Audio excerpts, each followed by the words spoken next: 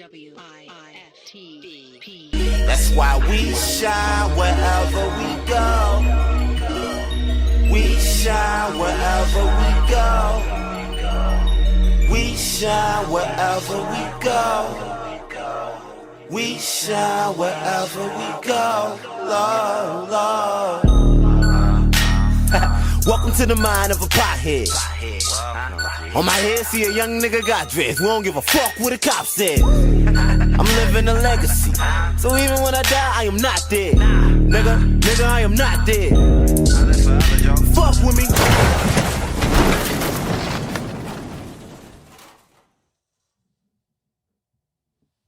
Great afternoon to you wonderful people. Welcome to this Wednesday edition of I Said What I Said. We are live. I said we. Both of us live from the What's In It for the Black People Media Studios. Thank y'all so much for choosing to tune in to this particular conversation. Hey, Flo, can you turn me up a little bit? Thank y'all so much, because I don't got myself. You got my headphones? You hear me too? Yeah, I can hear you good. All right, my cool. shit loud, super loud. Well, mine ain't. Anyhow, I think I'm on this red one. There we go. It looked like I'm on the blue one. That's why yours got super loud, because I asked him to turn it up and like I'm on the blue one. My bad. Appreciate you, Flo. Anyhow, thank y'all so much for tuning in. We greatly appreciate you all being here. Thank y'all so very much for tuning in. This is what we get together each and every weekday, 3 to 6 p.m., and we discuss issues that are impacting the black community, how those issues impact us as individuals, but also how they impact us as a collective. And along with your help, we talk through many of these issues in the hopes of finding the optimum solutions for overcoming said issues. Again, overcome them as individuals, but more importantly, overcome them as a collective. So thank y'all so very much for choosing to be a part of the conversation. As always, your input is valued. It is certainly appreciated. Anything you want to add to the conversation, feel free to do so. We will read through as many of your comments as possible while we go through the show. We would kindly ask you, please take a quick second to share the broadcast. Share it on your personal page. Share it even within your personal network. Anyone that you think would add value to or find value in this particular conversation, we welcome them to be a part of the discussion. For it is our sincere belief that the more like-minded individuals we can get to be a part of this conversation, the better the opportunities we have of reaching those aforementioned optimum solutions. So please take a quick second to share the broadcast. Thank y'all so much for coming on over to the What's In It for the Black People media page, coming over from the Maze Jackson page. We are making that transition. So now, as much as ever, we ask you, please take a quick second to share the broadcast so people can know that we over here hanging out. But thank y'all so much for coming. We appreciate y'all as always. Again, this is I Said What I Said. It is intellectual thuggery at its absolute finest. My name is Herb Howard, and I am absolutely thrilled to be joined live in the studio by my esteemed co-host, the one and only Mr. Toussaint 1 or 2. What's happening, good brother? My brother, what's up, family? I'm blessed and highly favored, man. Good to be here today. Yeah, you know what I mean? man. Yeah, good to be here today for real. Whole lot today, of gang shit. You know what I'm saying? The gang Whole lot is of gang back, shit, man. You know what I mean? The gang is back. It was weird, man. We figured out how to make it work yesterday. I enjoyed yesterday's show. That's generally my barometer for whether or not it was a good show or not. Just whether or not I enjoyed it. That's always been an accurate kind of litmus test for whether or not we had a good show. Just did I enjoy it? And if I did, usually I go back and like, yeah, that was pretty cool conversation. And if I didn't really enjoy it, I go back and like, yeah, that wasn't up to standard on that piece. But I enjoyed yesterday's show. Monday's show was a grind to get through. I guess kind of yesterday we kind of found our footing on the virtual piece, and so it was a little bit smoother. But man, nothing like being back in the studio with you, brother. So glad you's here, man. A lot of things we want to get into, man. Let's not even play around with it. It's Inauguration Day, man. It is. It is Inauguration Day, and the 46th president of the United States of America was just sworn into office hour and a half ago, whatever it was. I was watching it, and you know it's a big deal. They say. That's a big deal. That's a big deal, they say, man. So they had it out there, and it was pretty cool, man. Of course, you get former presidents, Clinton and Bush and Obama there with their respective wives, and it was cool, man. They had the national anthem. Lady Gaga did a pretty cool rendition of the national anthem. I despise the song, so I'd never acknowledge it or honor it. It's been a few years on that piece now. But nonetheless, I thought her version of it was done pretty well. So Lady Gaga did do. Is she even American though? Is Lady Gaga an American? Man, I don't know nothing about no damn Lady Gaga. Yeah, I mean she might be. This could be my complete ignorance. I'm not certain that Lady Gaga is American, but I don't guess they would have a non-natural born American sing the national anthem at the inauguration. I guess she's American. Why would we? We got a Indian vice president. We could do whatever we want. We do whatever we want anytime we want to do it, apparently. Well, now Tucson is starting early. Then they had J-Lo.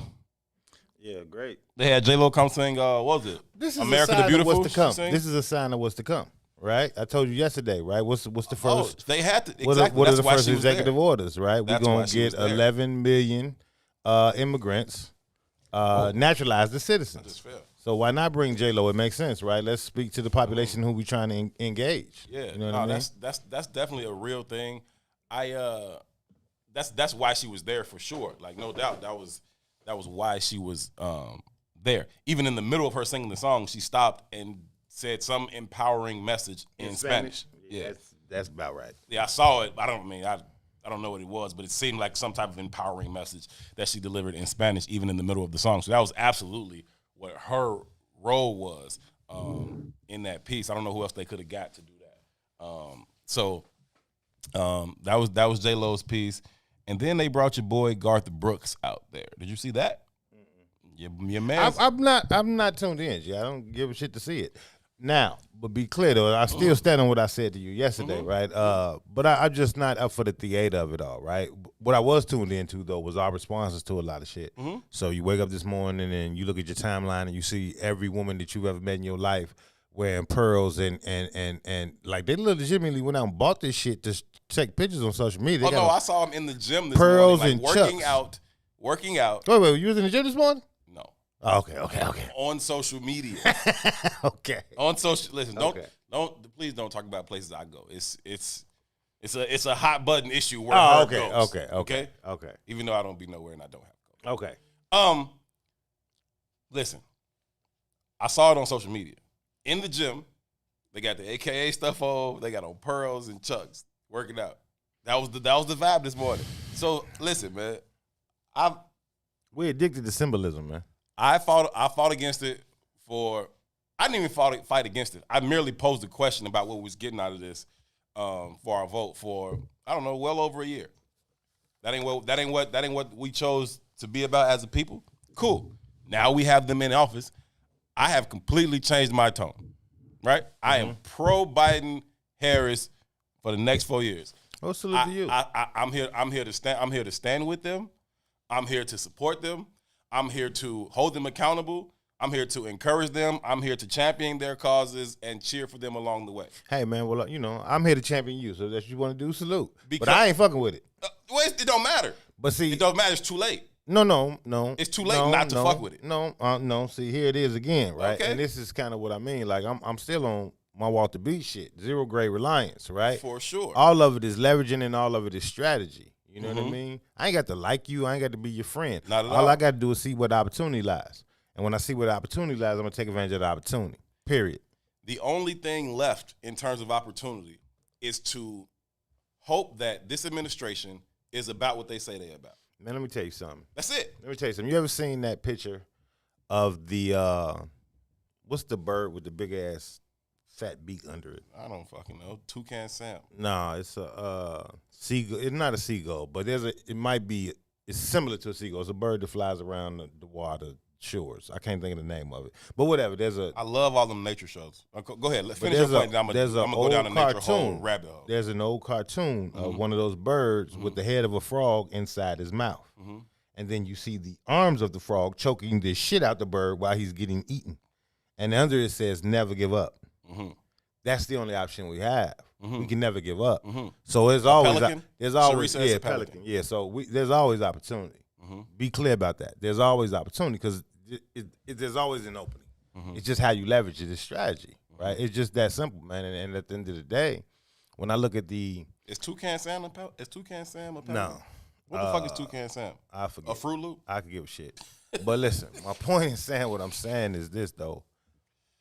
At the end of the day, whoever the administration is whoever the administration is. How we as a people leverage that administration is up to us, which is part of the conversation we was having yesterday when you asked me, did it matter that we live in Chicago and we have this black leadership across the board, right? We span the gamut from the mayor, even in the governor's office, we got a black assistant lieutenant governor. Yeah, we out here, right? We everywhere. Are heavily represented. Black on police chief on the surface. Black state's attorney. I mean, you go down. It's black. But in regards to consciousness and an alignment with our community, it ain't really a real thing. But then when I look at my community, though, right, and I see us. And how we're responding to this moment, right? How we're responding to this moment, specifically around the symbolism of it all. So toucan is a type of bird. Yeah. So we respond to the symbolism of it all. We don't have alignment because going back to the conversation we've had for a year now about we don't have identity. We don't have an identity. True. Right. Now that's fucked up. I'm not negating the fact that all of this shit is fucked up. Right. But at the end of the day, man, to just say it's hopeless or to say I give in, then I'm essentially eradicating the opportunity of success for my children's future. And I can't do that. So whether it be on the streets in O Block, when I say you little niggas got to stop shooting each other and I love y'all enough to come out here with y'all, it's the same approach I got to take going toward the White House, right? There's opportunity there on both angles, right? There's opportunity when we go talk to the shorties. When you come at them in love, they can hear you sometimes, right? And just like I said to you when we did the show, if I got to raise 100,000 of these motherfuckers, then that's what I'm going to do because it's going to make this future secure for my family. Same ideology when approaching the White House, period. Now, our dilemma, though, right? We can touch the shorties in O Block, wrap our arms around them and say, hey, man, I love you, dog. Not no tough Tony shit. Hey, man, I love you, dog. You got value, bro. You know what I mean? Right. They're touchable. Right. Now I ask myself, this morning was like the permeating question in my mind is, how do we communicate to the droves of people who really think we've obtained some shit by electing this particular woman? And we got to come up with an answer for that. We have to, right? And I thought about it this morning, man. First of all, shout out to Big Lavender, right? I watched the Ruthie Moore show this morning. Okay. Right? And essentially, they did our whole yesterday show with their own words. You know what I mean? Which is cool. You know, shout out to them for learning how to chop, what they say, chop and screw. When they take somebody else, you just slow it down. That's what they did for our show this morning. But in that conversation, Let though, me test your word. But in that conversation, though, they was, you know, I thought about it and I said, well, you know, shit, how does the white populace do this? How do they galvanize the people? You know what I mean? And essentially, they just leverage marketing because what does marketing do? It dictates behavior and thought. So they want this Trump administration, how they get him out of office. They sell you on he's a damn demigod, damn near. You know what I mean? Anything but Trump, that becomes a narrative now, right? I don't got no shit about politics. I don't got no shit about the elections. I don't got no shit about the candidates. I just got to know he's a demon. Right? Now it's easy to galvanize people around fear because we all fucking cowards. Of course. Right? Fear is a great motivator. No, it's really not. Yes, it is. It's really not, yes, though, bro. It is. No, it's just for cowards. It's a great motivator for cowards. Oh. No, yeah, absolutely. No. So anyway, let me finish my point. Why let me you finish scared my, may be some coward let me, shit, but let me, fear no, is it's a motivator. only a motivator for cowards. Let me finish my point, though. Okay. Right? The question we have to ask, though, is how do we motivate our populace around love? Because obviously, but see, and it goes back to the beach quote. How do you revolt against that and what you love? And what I recognize today is what we love is symbology. We love the symbol of blackness without no understanding of what it really means. So we all, motherfuckers legitimately went out and bought some chucks. I know you didn't have them chucks yesterday. I know you did. Bedazzled and all that shit. Hey, she's sponsored by Converse, man. I don't give a fuck. I'm just playing. I don't know that. You know what I mean? But the point is, if you know anything about both of those people's histories, if you know anything about the history of this country, right, it is what it is. It's going to be what it's going to be, right? I would assume that after we had the Obama administration, we would have got disillusioned with the color of, or with the idea of just having melanin. Right. That's such a misnomer, right? We keep having this, you know, you see the T-shirts out here, my melanin. What the fuck do that mean? It doesn't mean shit. What does that mean? It doesn't mean anything. It doesn't mean anything, right? No. So it has to be connected to a consciousness instead of a color. And I don't have the answer. I'm not saying I'm not equipped with the answer to how we get around those conversations, but the conversation has to be, how do we galvanize the people? Now, in the same vein, right? Even today. Like, we ain't got to look further than today. We cheering and championing this motherfucker right now when you can go look up his executive orders right now. Right? They're up there on whitehouse.com right now. Sure. You understand what I'm saying? Sure. And we know for a fact that it was your black asses who elected this man. And the math is clear as day, right? And I ain't just talking about Kamala Harris's input in this shit. I'm even talking about by the time that motherfucker got to South Carolina primaries, the race was over. You out of there, homie. Kamala had already quit. You out of there, right? And Jim Clyburn, punk ass, comes and saves the day for him and convinces all the motherfucking feeble-minded South Carolinians, hey, come join me. I'm with this motherfucker, right? And they run the gamut. They run the deck on us. Did South Carolina just catch a stray bullet? I don't give a fuck. I think about it in this sense. You could be offended if you want, and maybe that's a problem with me, right? Maybe that's what the value of having you here, the value of having. I say what I said. It's kind of what we do. You could be offended, but it's not intentional. It's still truth. We're just getting to the truth. If you happen to be on the path of truth, then you may get ran over. Right. It's still just the truth, right? So the motherfucker had legitimately lost every debate in the primary, right? He gets to South Carolina, and miraculously, black people come save the fucking day. Right? And now he's a goddamn Trojan horse. Now he's running the race. As long as you understand that it's a Trojan horse, then yes, exactly. That's what he is. That's what he is. But we don't understand that. Bring him on in, and they're going to burn this joint down. Like, that's just what it is. And so all I'm saying is, like, now that they're there, I'm on the record yesterday, I think that we are no longer at a point of high leverage, right? There's always some leverage. You can revolt, you can organize and wow out, you can do some shit. There's potential for that. But I think that we are no longer at a point of high leverage. And shout out to Celine for that term too. And because of that, I think we are now just left to just be like, okay, well, I hope they do the right thing. I hope they do the right thing. I don't think we have any other recourse. And so for now, whereas I spent the last year like, man, them people ain't shit. They ain't got nothing for us. I don't know why y'all so blindly loyal to these people. At this point, we didn't put them in there. And I use the term we very loosely. We didn't put him in there. You like an extra colors. Pyru love, nigga. Hey, shout out to my daughter, man. Bella was playing in my head. That's why this shit is in my head. That is hilarious, BT. Anyway, at this point, I think that our option is just, okay, let's hope they about what they say they about. Let's hope they about some reform in our communities. Let's hope they about some pro-black shit. Let's hope they're willing to have the reparations conversation and get the ball rolling on that piece. Yeah, but hope is some bullshit. That's all we have left. No, it ain't all we have left. What's our gun? It ain't never all we have left. What is our gun? Because you always got a choice, G. Always got a choice. That's fine. You can fight or you can run. I'm asking you, what is our weapon to fight with? Our fucking minds. Period. Right? So let's figure this shit out. That's what I'm saying. I'm not coming to the table. I'm with you on that, dude. Right? I'm not gonna never come to the table and say, hey man, I got the answers. Because we've been here for 500 motherfucking years. I'd be foolish to say that, right? We have to be fluid in thought. I'm with you know what I'm saying? So all I'm saying is this. One of the conversations I had earlier this morning when Maze remixed our show, I had a thought, right? And when he remixed our show, I gave another thought to his show, trying to aid in his show. You know what I'm saying? Yeah, he took our record and said, Maze Jackson, you know, it's all good though. I ain't mad at it. But look, in the comments though, what I said was, one of the things we could think about because of the way the U.S. leverages marketing, because that's what they do. They just leverage imaging and messaging to sell ideas. If we galvanize just the community of what's in it for the black people, right? Sure. And took on a campaign to say send us $50 or some shit, right? Mm-hmm. I know that's hard for black people to send some money, but just send us $50 with just all our listeners. You know what I'm saying? And we created our own marketing plan funded by what's in the black people, just making it paramount to our communities. This is what he's already got planned for his first 100 days. Where the fuck do you fit? Now, this is what we need to be asking for, right? And just putting it in a very direct, very simplistic understanding. Posters on every one of your fucking bus stops. Radio commercials spots getting cut on all of our radio stations, right?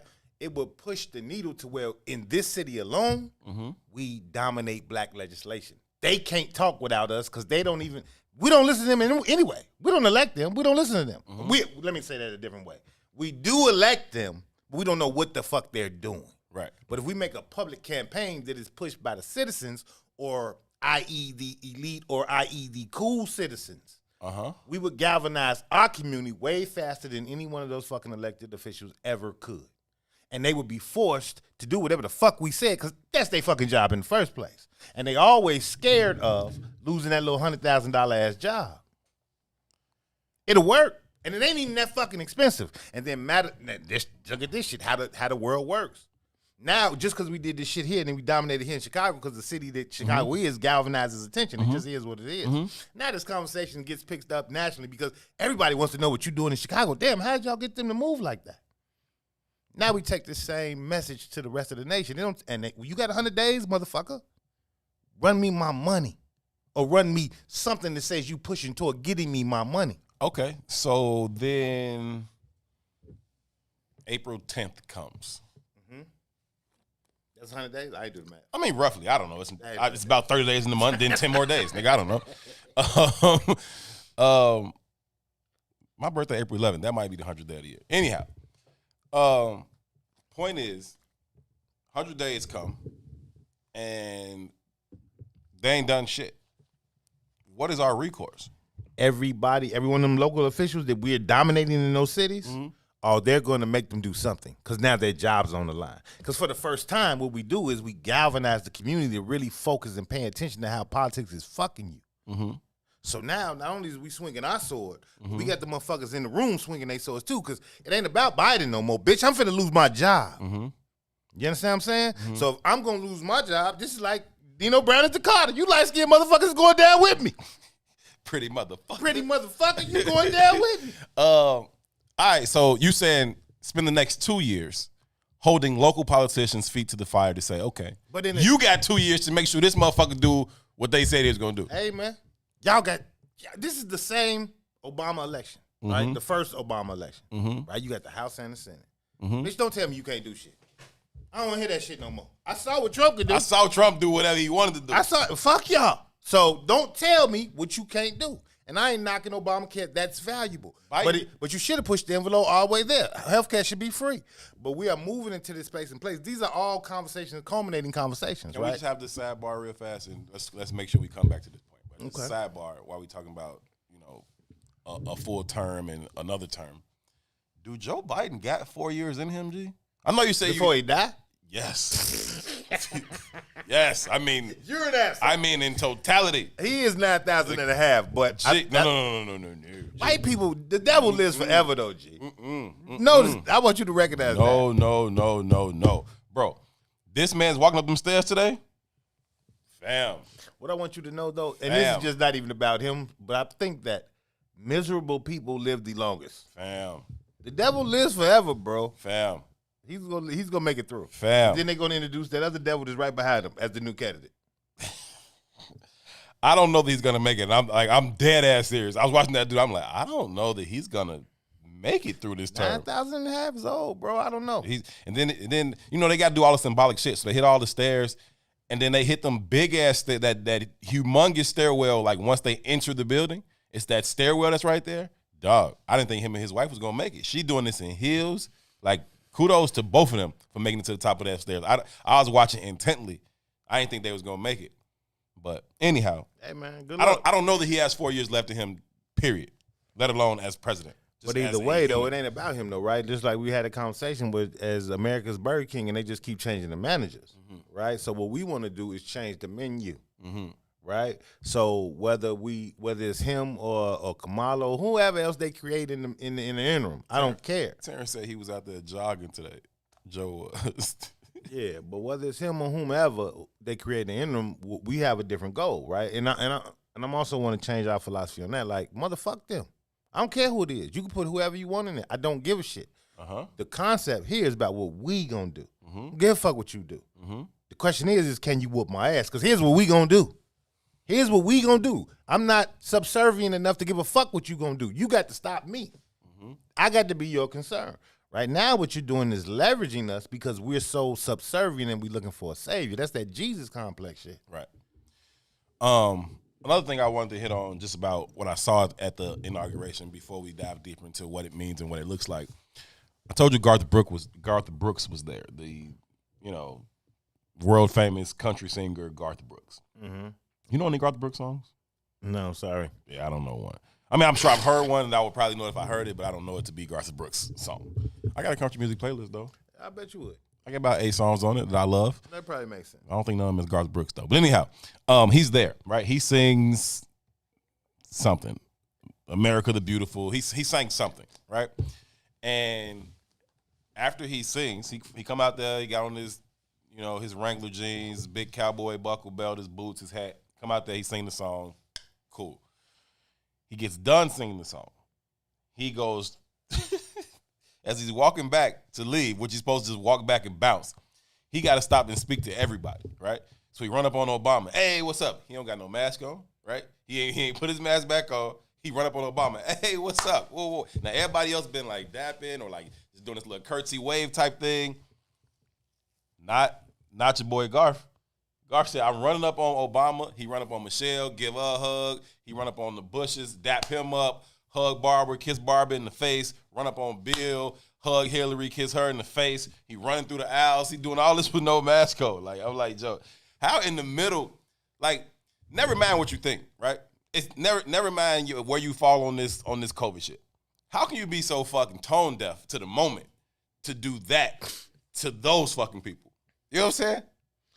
Because the through line of American life. I am a white man, I am a white man, sir. I am a white man. I will run up on Obama and Michelle and kiss her in the face, and I'll do it to all the presidents on this stage. Same as them white men. Mask on. As the same as them white people that ran that motherfucking Capitol building 2 weeks ago. I am a white man, sir. Did you forget? And nobody was like, yo, not now. This ain't. We can't be doing this right now. I'm a white man, sir. Nobody even we need to make a T-shirt to say, I'm a white man, sir. I'm a white man, sir. Excuse you, I'm a white man. I'm a white man, sir. Fuck you thought. like nobody even gave him, like, you know how you, like, somebody dap you up and they try to act like you cooler than you are, and you just give them that little strong forearm. Like, you give them a little dap, but they try to bring it in for the broke hug, and you like, no, it's a right here thing. Nobody even gave him that. Like, everybody just accepted the hug and the kiss from this barefaced white man in the middle of this international pandemic. Yeah, man, it's the through line of American life. On the White stage, life has value. on stage with the last 4 of the last 5 presidents.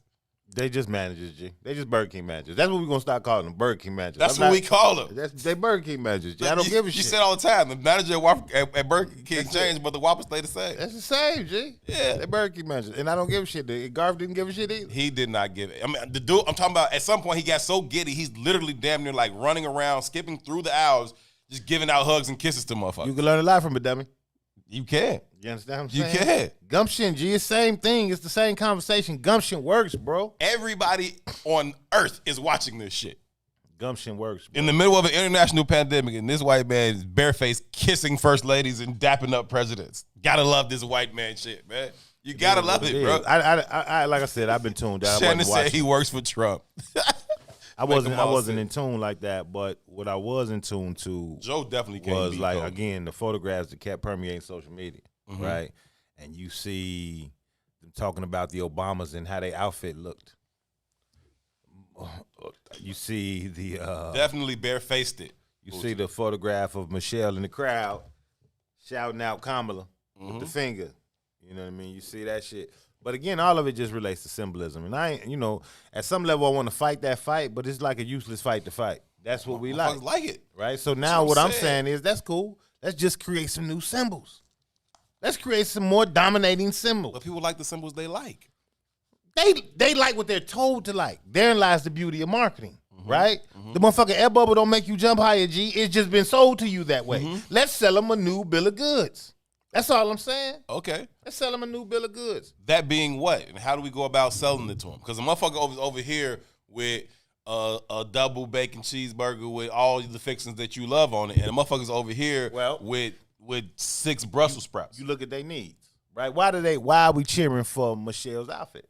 Because she fly. Because she killed that shit today, though. She fly. You see her today? Hear what I'm saying? Killed it today. She's fly. She's super fly. Right? Michelle got fly in the White House, though. She got fly at Whitney Young, so be cool. She got fly at Bryn Mawr. She got fly in South Shore. No, trust me. No. Maybe you missed the boat. No. Yes. No. Yes. No. Yes. But either way, my point is we admire that kind of shit, right? It's that kind of imagery. It don't give a fuck. The message is, it don't really matter, right? But the imagery is always powerful. All we gotta do is wrap the message in some motherfucking imagery that mirrors that shit. Just the fly shit. period. Now, how fly would it be if you can go to the same goddamn Burger King and demand all the shit you want for free? Because that's what they fucking owe you. Now, let's make that conversation fly and make it so fly that Bobby Rush punk ass got to respond. Let's make it that fly. How long he been in office? Since Jesus whole was life. having the Last Supper. He owed the shit too. Old as shit. But that's part I of just keep voting his But ass why in. is it like that though? See, and that's we gotta condemn. I don't our own- even know what Bobby Rush does. But we gotta condemn our own peer group for that shit. Agreed. Right? Because we allow motherfuckers like that to hold office for 85 fucking years who are not moving and changing with the ideas of today. Right. Same thing with the motherfucking South Carolina, Jim Clyburn, who's another 95-year-old ex-slave motherfucker who's moving behind Biden. Fuck them people, man. And I ain't saying fuck them people because I respect and love my elders, but fuck them people if they are not in alignment with the future generations. Right. Right? Ain't no shucking and jiving. Ain't no just being close to whiteness no more appeasing to us. It can't be because the game is changing. I said some shit the other day on King Day because it's fucking Dr. Martin Luther King Day. And I start seeing these fucking photos running around with King and Obama and Kamala all together. Fuck that shit, fam. That ain't real. That ain't them. The only thing they got in common is melanin. That's the only thing they share is melanin. They don't share philosophy. They don't share ideology. They don't share shit. They aren't even playing for the same team. King didn't hold no office. You can't even compare him in that way. This motherfucker was a citizen. They ain't the same. There's no reason to compare these people. And all I said was, hey, man, let's honor the king in the way that the king should be honored. And let's not confuse these two motherfuckers with Dr. King. They're managing the very system that he was fighting against. The very system that Absolutely. was oppressing his whole movement is the system that they're managers of. How those people can be considered the same, it's But check fucking game, asinine. though. Somebody comes to the conversations on my page, was like, it had to be one negative motherfucker talking about me. Yeah. Right? I could have got aggressive, but I didn't. Could have got aggressive. You know what I'm saying? No use of getting aggressive. Because, again, I'm trying to change my ways. I'm just trying to make you see a different symbol. Uh-huh. You understand? And I said, well, I could say that you the negative one, too. If we being honest. Then I left it at that. I didn't say nothing else. And she was like, well, life has changed since that time. We have more access. She done wrote a whole fucking paragraph. Of course. But the whole fucking paragraph is a lie, right? Which speaks to the lack of understanding that we have about the truth of the reality that we're living versus the symbols that we align ourselves with. Yeah. Right? Yeah. The level of wealth in King's Day for the black community was on par for the level of wealth that there is today.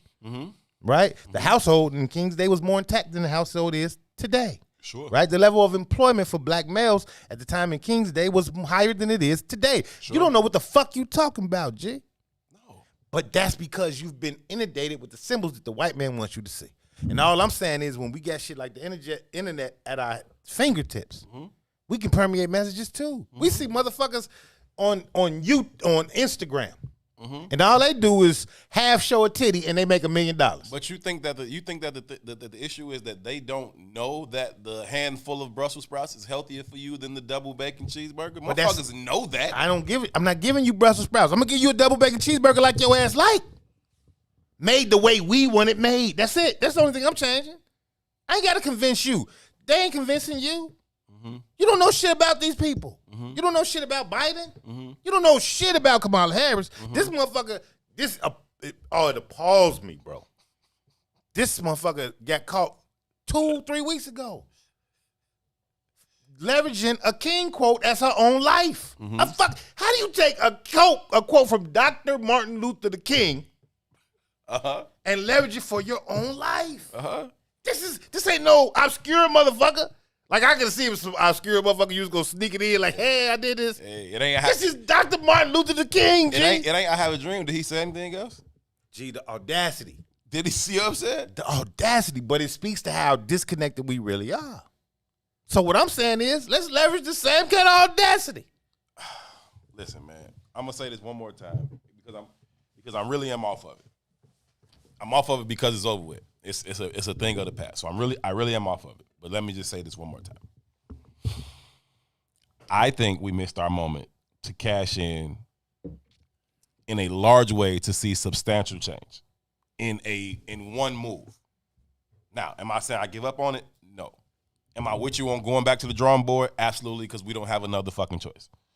I'm simply saying that 2 months ago, the drawing board was complete.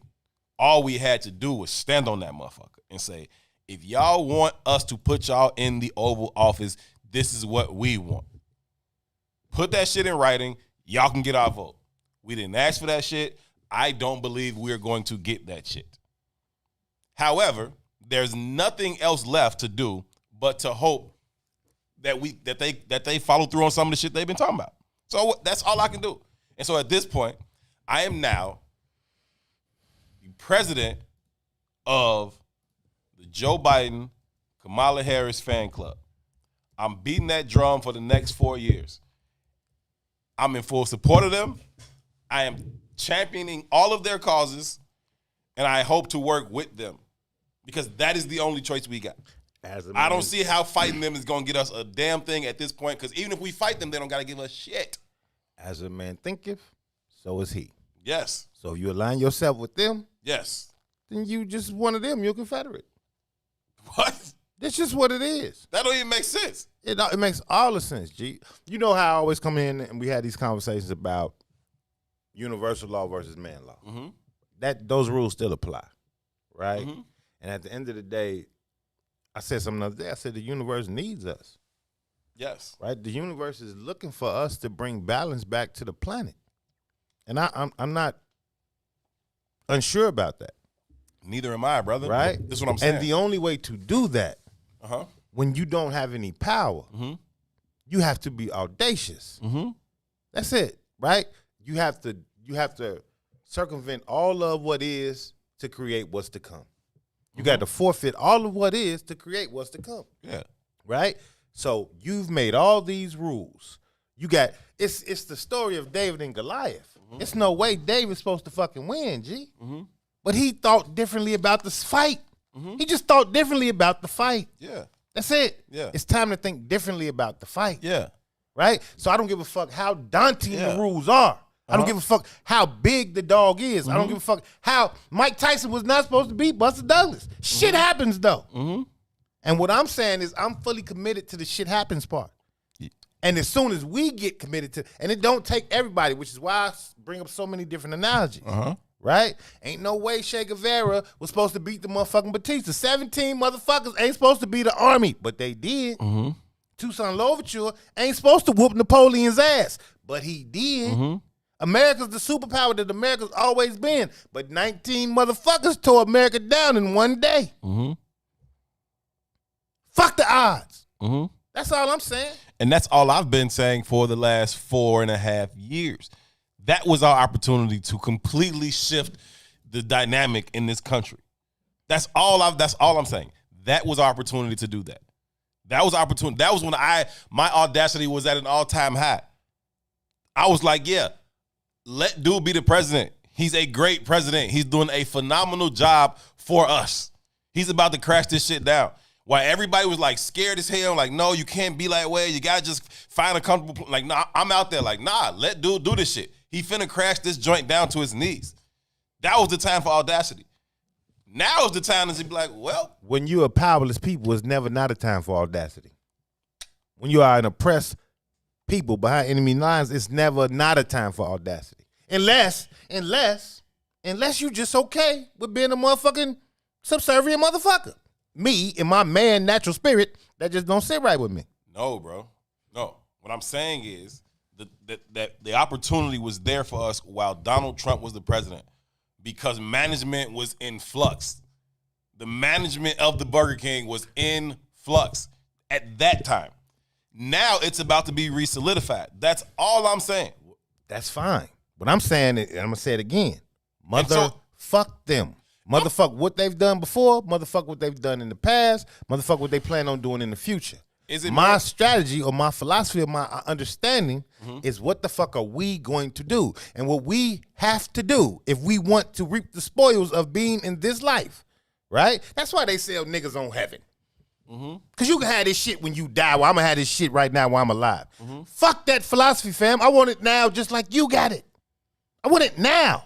I want it right now. That's physically what I'm saying. in the flesh. I don't know what the fuck happens when I stop breathing. That's what I'm not saying, waiting on bro. It. No, you saying I'm in alignment. Ain't no way you could be in alignment with a motherfucker who's no. dedicated to putting his foot on your neck. I'm saying that now we supposed to rally the troops, and be big and bad when the time just passed. The time just passed. That's like everybody getting back in the car after they got sent up at the club. Now we in the car, everybody talking their shit. Boy, I should have knocked dude ass out. Boy, that passed already.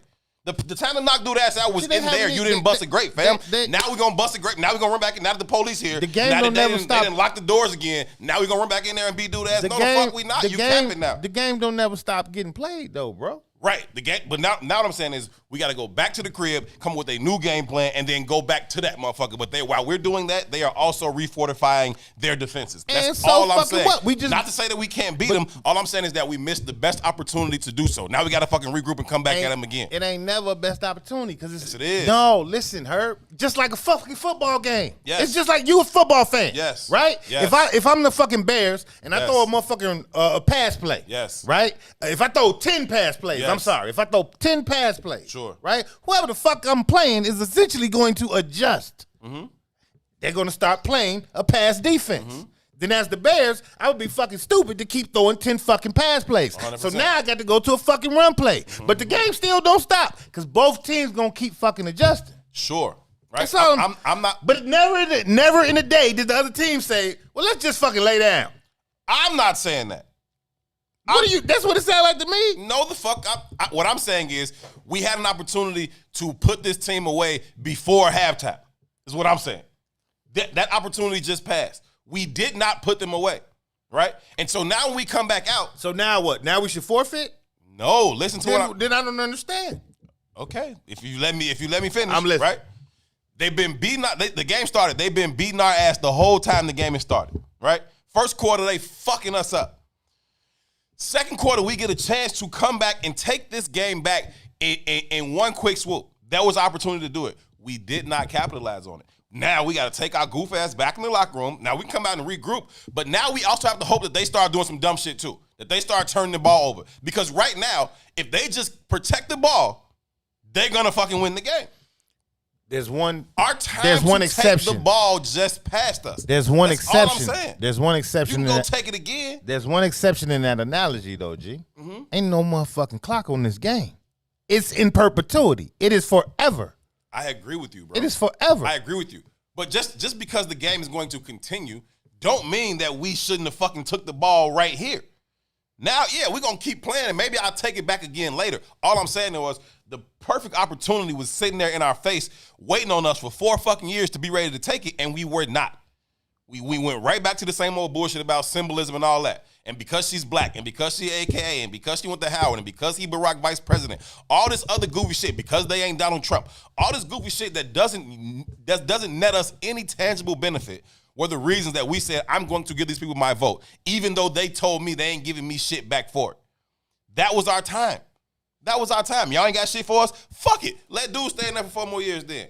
Y'all don't want that? Y'all gonna give me what I want. So now that they in there, they don't have to give us shit. That's all I'm saying to you. So now we got to go back to the drawing board, come up with a whole new strategy, and get to it from the ground up. Whereas all I'm saying is we had an opportunity right there. We didn't catch the ball. Now we got to fucking start from scratch. That's all I'm saying. But again, bro, I'm not. The Civil War was an opportunity. Yes, it was. Right? The slaves seized the opportunity to no longer be slaves. Yes, they did. Right? After that, we got Reconstruction. Right? Uh-huh. That shit happened 200 years ago. You understand what I'm saying? And we got Reconstruction, right? And we're still champion motherfuckers because we're breaking barriers right now with that motherfucking, what's my man's name in Georgia, the Warnock conversation. Uh-huh. He just did some shit that hasn't been done since Reconstruction. Yes, he did. Right? He did. I'm gonna respond to that, Henry. I said. So the game is the game, and it's going and it's going and it's going. And at different parts in the game, we're learning different strategies. We're adding shit to our playbook. Mm-hmm. You understand what I'm saying? Mm-hmm. I'm not negating the fact that this motherfucker, I was championing the conversation. I was the same motherfucker pushing that. I know. I sat next to you screaming it for 4 years. But I can't lay down the gauntlet because we didn't adapt. Now here's the deal. What do we do this for? Why do we get on these mics? Let me ask you flat out, just simple questions. Why do we get on these mics? What's the shit you open up with? Me and two have these conversations all the time. Right. What would be the fucking purpose of me and two having these conversations all the time when we can talk to everybody in the world? Is that how I sound? Yes, okay. That's how you right. I think the purpose of these conversations are to galvanize those amongst us who are aware that there's some problems and actively engaged in solving them. we can get on the same page, we can start to make some headway, get that second group of people in that are aware but uninvolved into the fight, and then try to figure out how to go at the unaware group, right? So that is why we have this and conversation. grow the message. Continue. Exactly. Right? Exactly. So the motherfucking slaves who picked up arms, we know there was other slaves who was like, hey, fuck that shit, boss. I don't want to do that shit. We know that was true. But some motherfuckers had the audacity to say, what the fuck is wrong with you? We gonna kill all these motherfuckers. Let me respond to Henry Hartsfield right quick. Hen says, so if that perfect opportunity already occurred, who's to say that another opportunity won't come if we just keep trying? I get you. I hear you. And ultimately, that's what we have to work towards. There's no other option. I say all the time, we can fight or we can become extinct. It's not an option not to fight, right? So I'm not saying that. But what I am saying is this. When you say, who's to say another opportunity won't come if we just keep trying?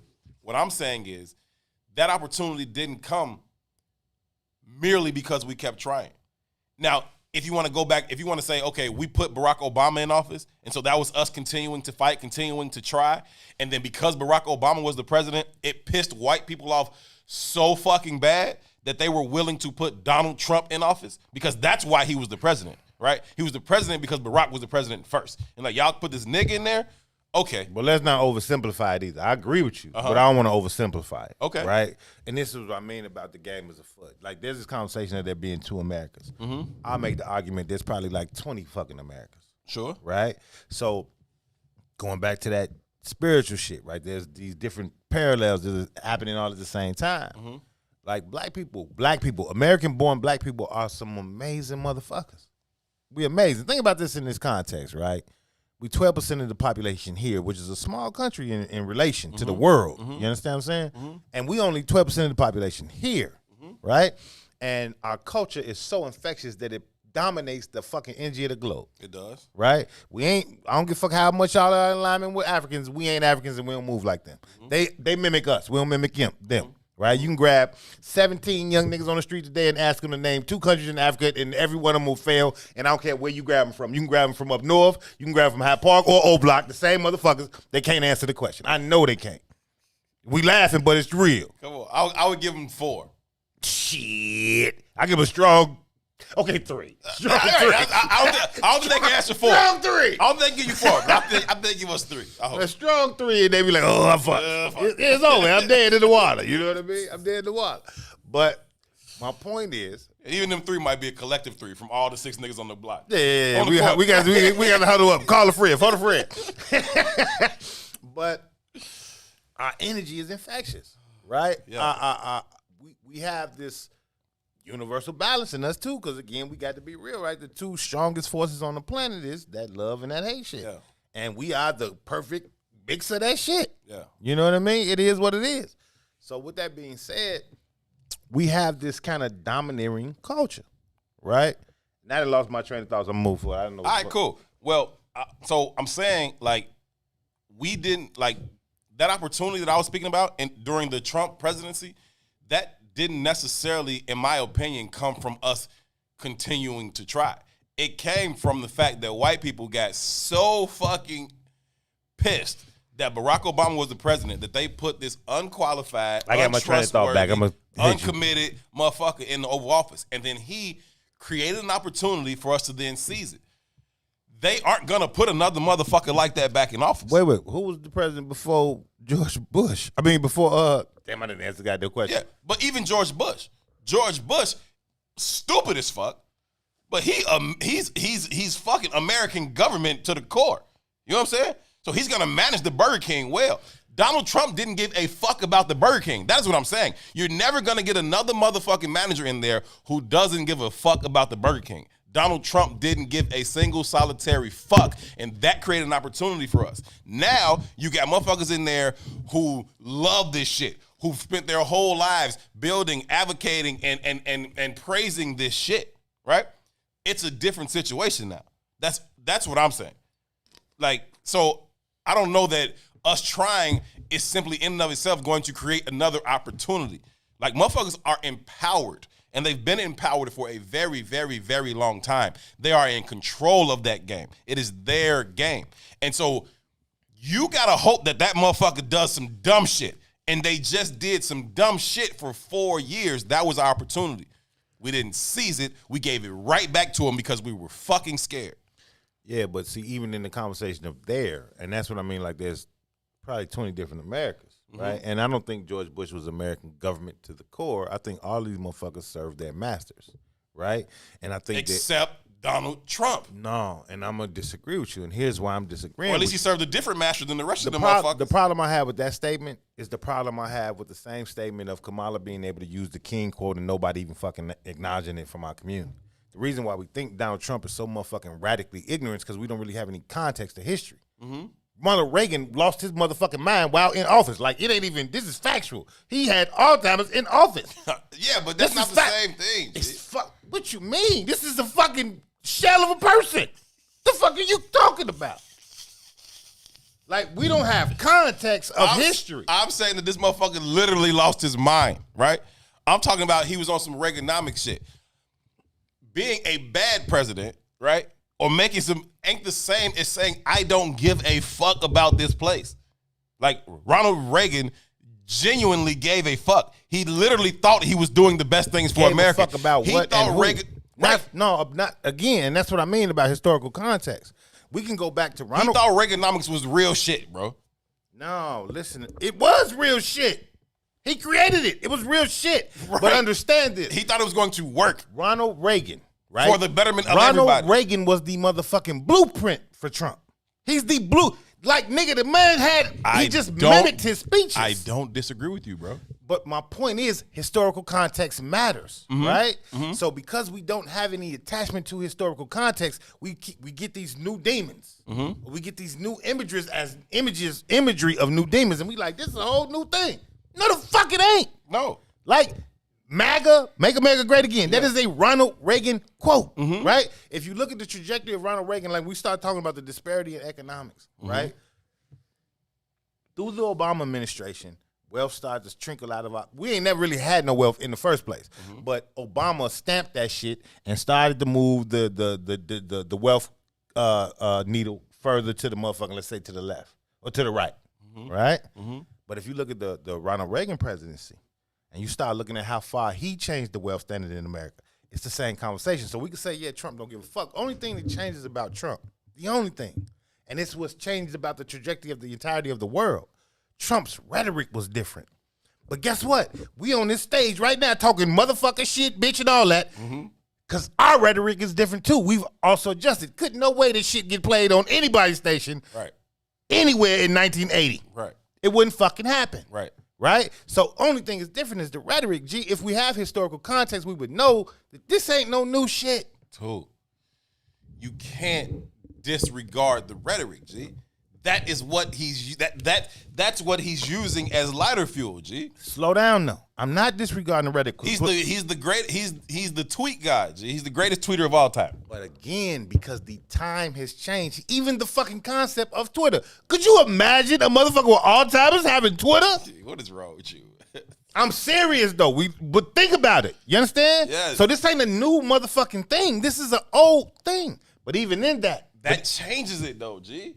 Like, that changes it. The fact that at any given fucking moment, the leader of the free world can pull out his phone and talk to everybody on the face of this planet saying whatever he wants as the leader of the free world, G. You've never even heard a fucking president say anything ever, period, that wasn't handcrafted, well-scripted by some professional writer and strategist. Right? They don't just fucking talk, bro. That's not what presidents do. You don't just catch a free-flying word coming out of their mouth. Everything they said is crafted, scripted, and advised by somebody. This motherfucker is sitting on the toilet talking to the world about the dumbest shit ever.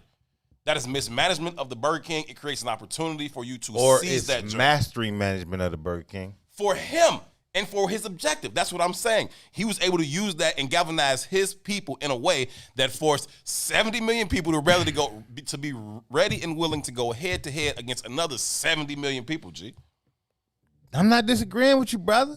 It worked brilliantly for him, but you're not going to get that but shit again. It works on both sides of the scope because motherfuckers don't have historical context. We responded to Trump. Be clear. Yes. Right? We responded to Obama. We're fucking in the midst of responding to Kamala. Yes. Motherfucker, Barack was a couple years ago. You ain't seen this story play out already, and you already falling back for the same banana tailpipe? Yeah, because you don't have context in the first place. All you knew of fucking Barack Obama was that nigga got a cold gray suit on for Easter. He was black. That's all you know. We was voting for Barack. He was black. He dusted his shoulders off on stage one day. He invite Rick Ross to the motherfucking White House while Rick Ross has an ankle monitor on his ankle to talk about black issues. What the fuck is Rick Ross talking about black issues for me for? Fuck Rick Ross. And fuck you for inviting him to the White House to discuss the future of my children. But that's the goofy shit we fall for. I ain't mad at it. What I'm saying, let's leverage it back at the same people. Let's create a campaign to sell them on. This what you like? You like dance to the jig? Motherfucker, let's give you some jigs to dance to. Look, let's take a quick pause, man. Let's take a quick break. When we come back from this break, we'll dive into this conversation just a little bit more, man. Next 100 days, what are they laying out for us? What are they asking for? I don't want to have that conversation. No, what are they presenting? I want to add some historical context. That's fine. Historical context not about is that critical. shit, though. We going back because we wasn't here Monday. I wasn't here Monday, right? And Monday was King Day, right? Yeah. And I want to double back because I pulled some videos you want to down, play the video? and it's so important. That's cool. It's so important. Maybe this will start shaping these new narratives when motherfuckers, because I got some videos of Kamala, too, saying who she really is. So let's do that. We know who the fuck. Let's go into them conversations. All right, we'll do that on the other side of this break. Since I said what I said, Herman 2 till 6. Hey, Chicago, you know we've all been impacted by COVID, especially in our communities. Help protect Chicago. We need everyone to stay safe and get the facts about the COVID-19 vaccine. Visit the What's in It for the Black People Media Facebook page and www.chicago.gov/COVIDvax.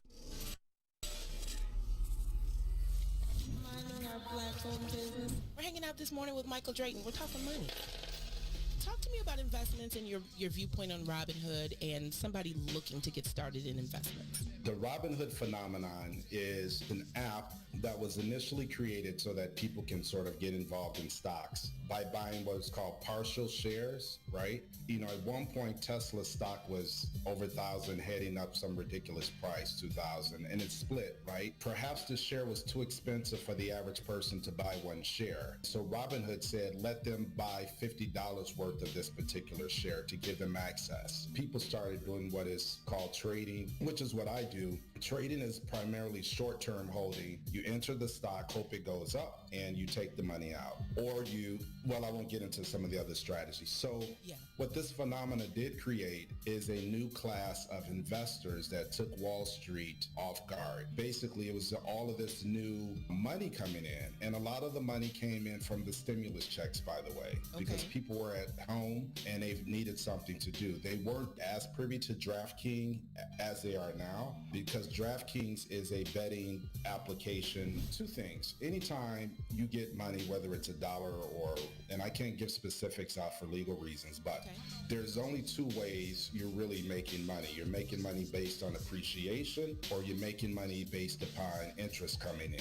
If you're looking for income streams, you have to find money that is paying interest. If you're looking to hold long term, you want to look at more equity long positions with the hopes of the market going up, which is why people buy real estate. Robinhood is but one application that is able to do that. Underlining issues are Wall Street sort of dismissed the Robinhood culture when it started. They're uneducated investors. They don't know what they're doing. They're just following the trend or whoever. And what happened is Robinhood investors ended up creating this scenario where the market started going up because there's so much buying going on and so much activity going in.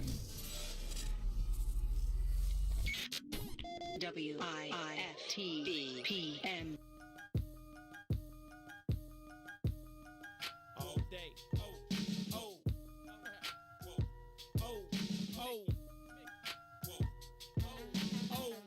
Check it out. See, while you was on the corner trying to scrape up pack money, I was driving 80 stack trucks on rap money. I'm back money. If you want it, come to the hundreds and ask for me. Meet them OGs that'll blast for me. I'm right here. Ill Adidas, $400 jeans on me. Itchy with no safety, a loaded magazine on me. Southside, that's as wild as it gets. And no, I never sold crack. That's some house nigga shit. I'm not judging, but every man that's a man man gotta stand by his principles, and I'm not budging. That's Mickey. You can take it how you want, but you can never be me. You can fake it how you want. I spit that uncut raw. You can bake it how you want. Break it down any way you like. You get the same result. Get in tune. The elephant in the room has now assumed pole position. Boom. Whoa. Oh. BJ. Get him. Come on. Reporting live from the gutter where that butter get gorillas jobs. That's why we call it work. The same work who get a nigga robbed. I throw my dice against the concrete. If the bitches pass, see you later. Grab my paper, tell her later, kiss my ass. This the jungle, baby, I'm a lion. Try me, I'll be firing. The same banger saved Private Ryan. You the prey, you survive and hide. Better pray that them vultures and them rovers don't go flying by them. Them other niggas just so-so. How in the birth a nigga this hot in the cold go? I went from 20-inch assassins on that Osmo to that pretty 760 sitting low on them bozos. Those are big shoes, you motherfuckers is so slow. Get caught without your heat in these streets is a no-no. Baby need Pampers, daddy need that photo. It's bread or nothing, big old niggas, you see the logo. Hey, Bump is an animal, man. What's happening, family? Welcome back.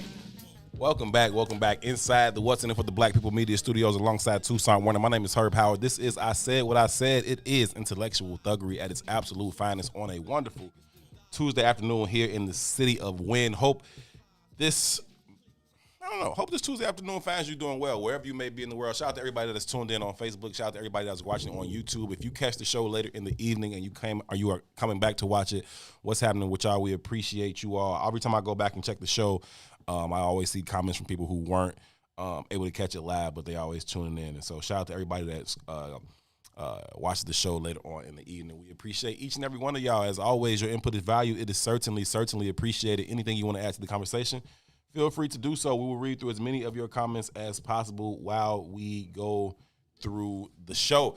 Got to give a huge shout out to the one and only Jerry Matthews. Flo, what's happening, good brother?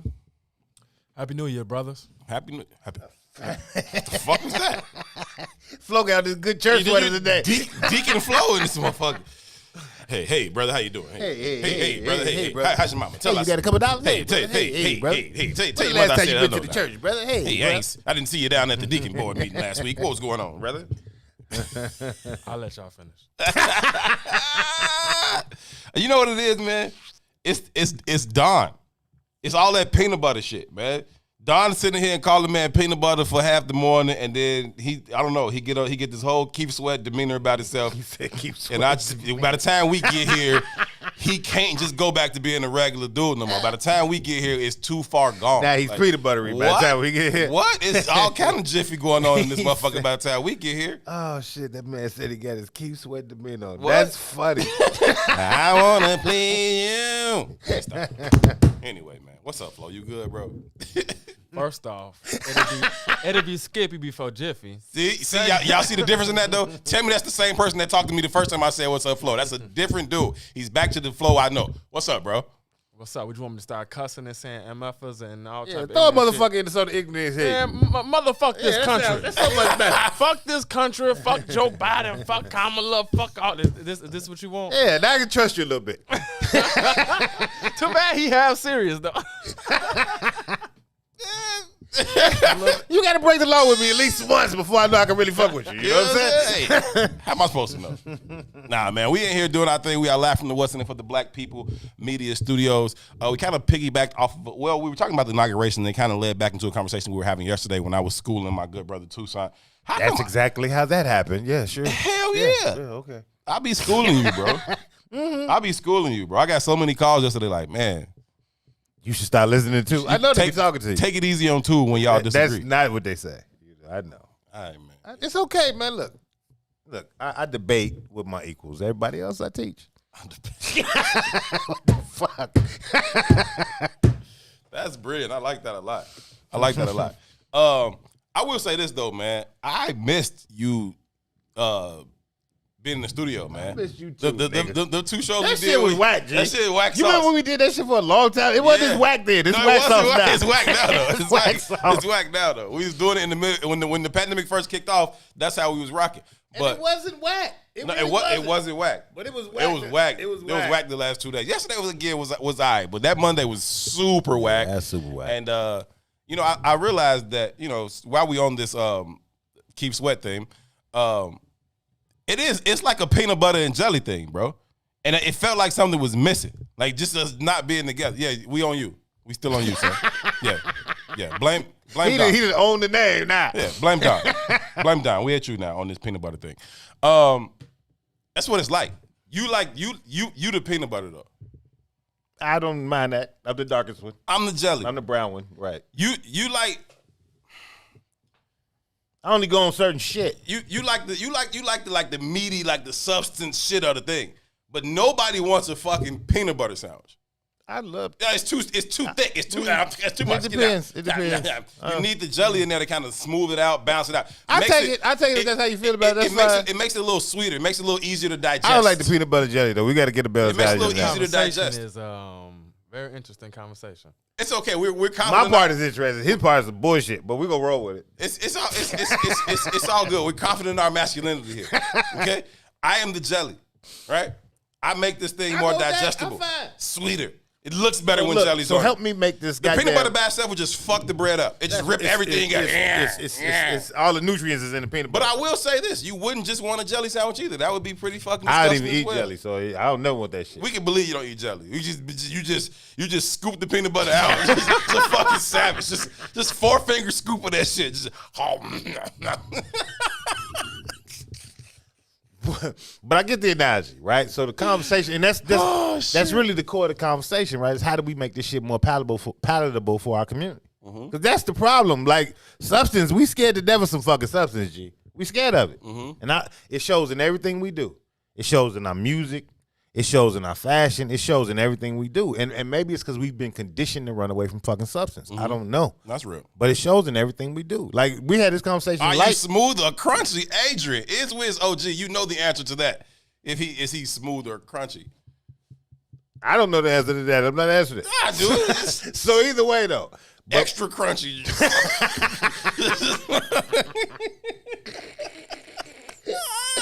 Oh shit! But no. Hey, Hen, I see the jokes flying. We come on now. We can start the jokes. Now I keep 15 in the chamber for all the jokes, Hen.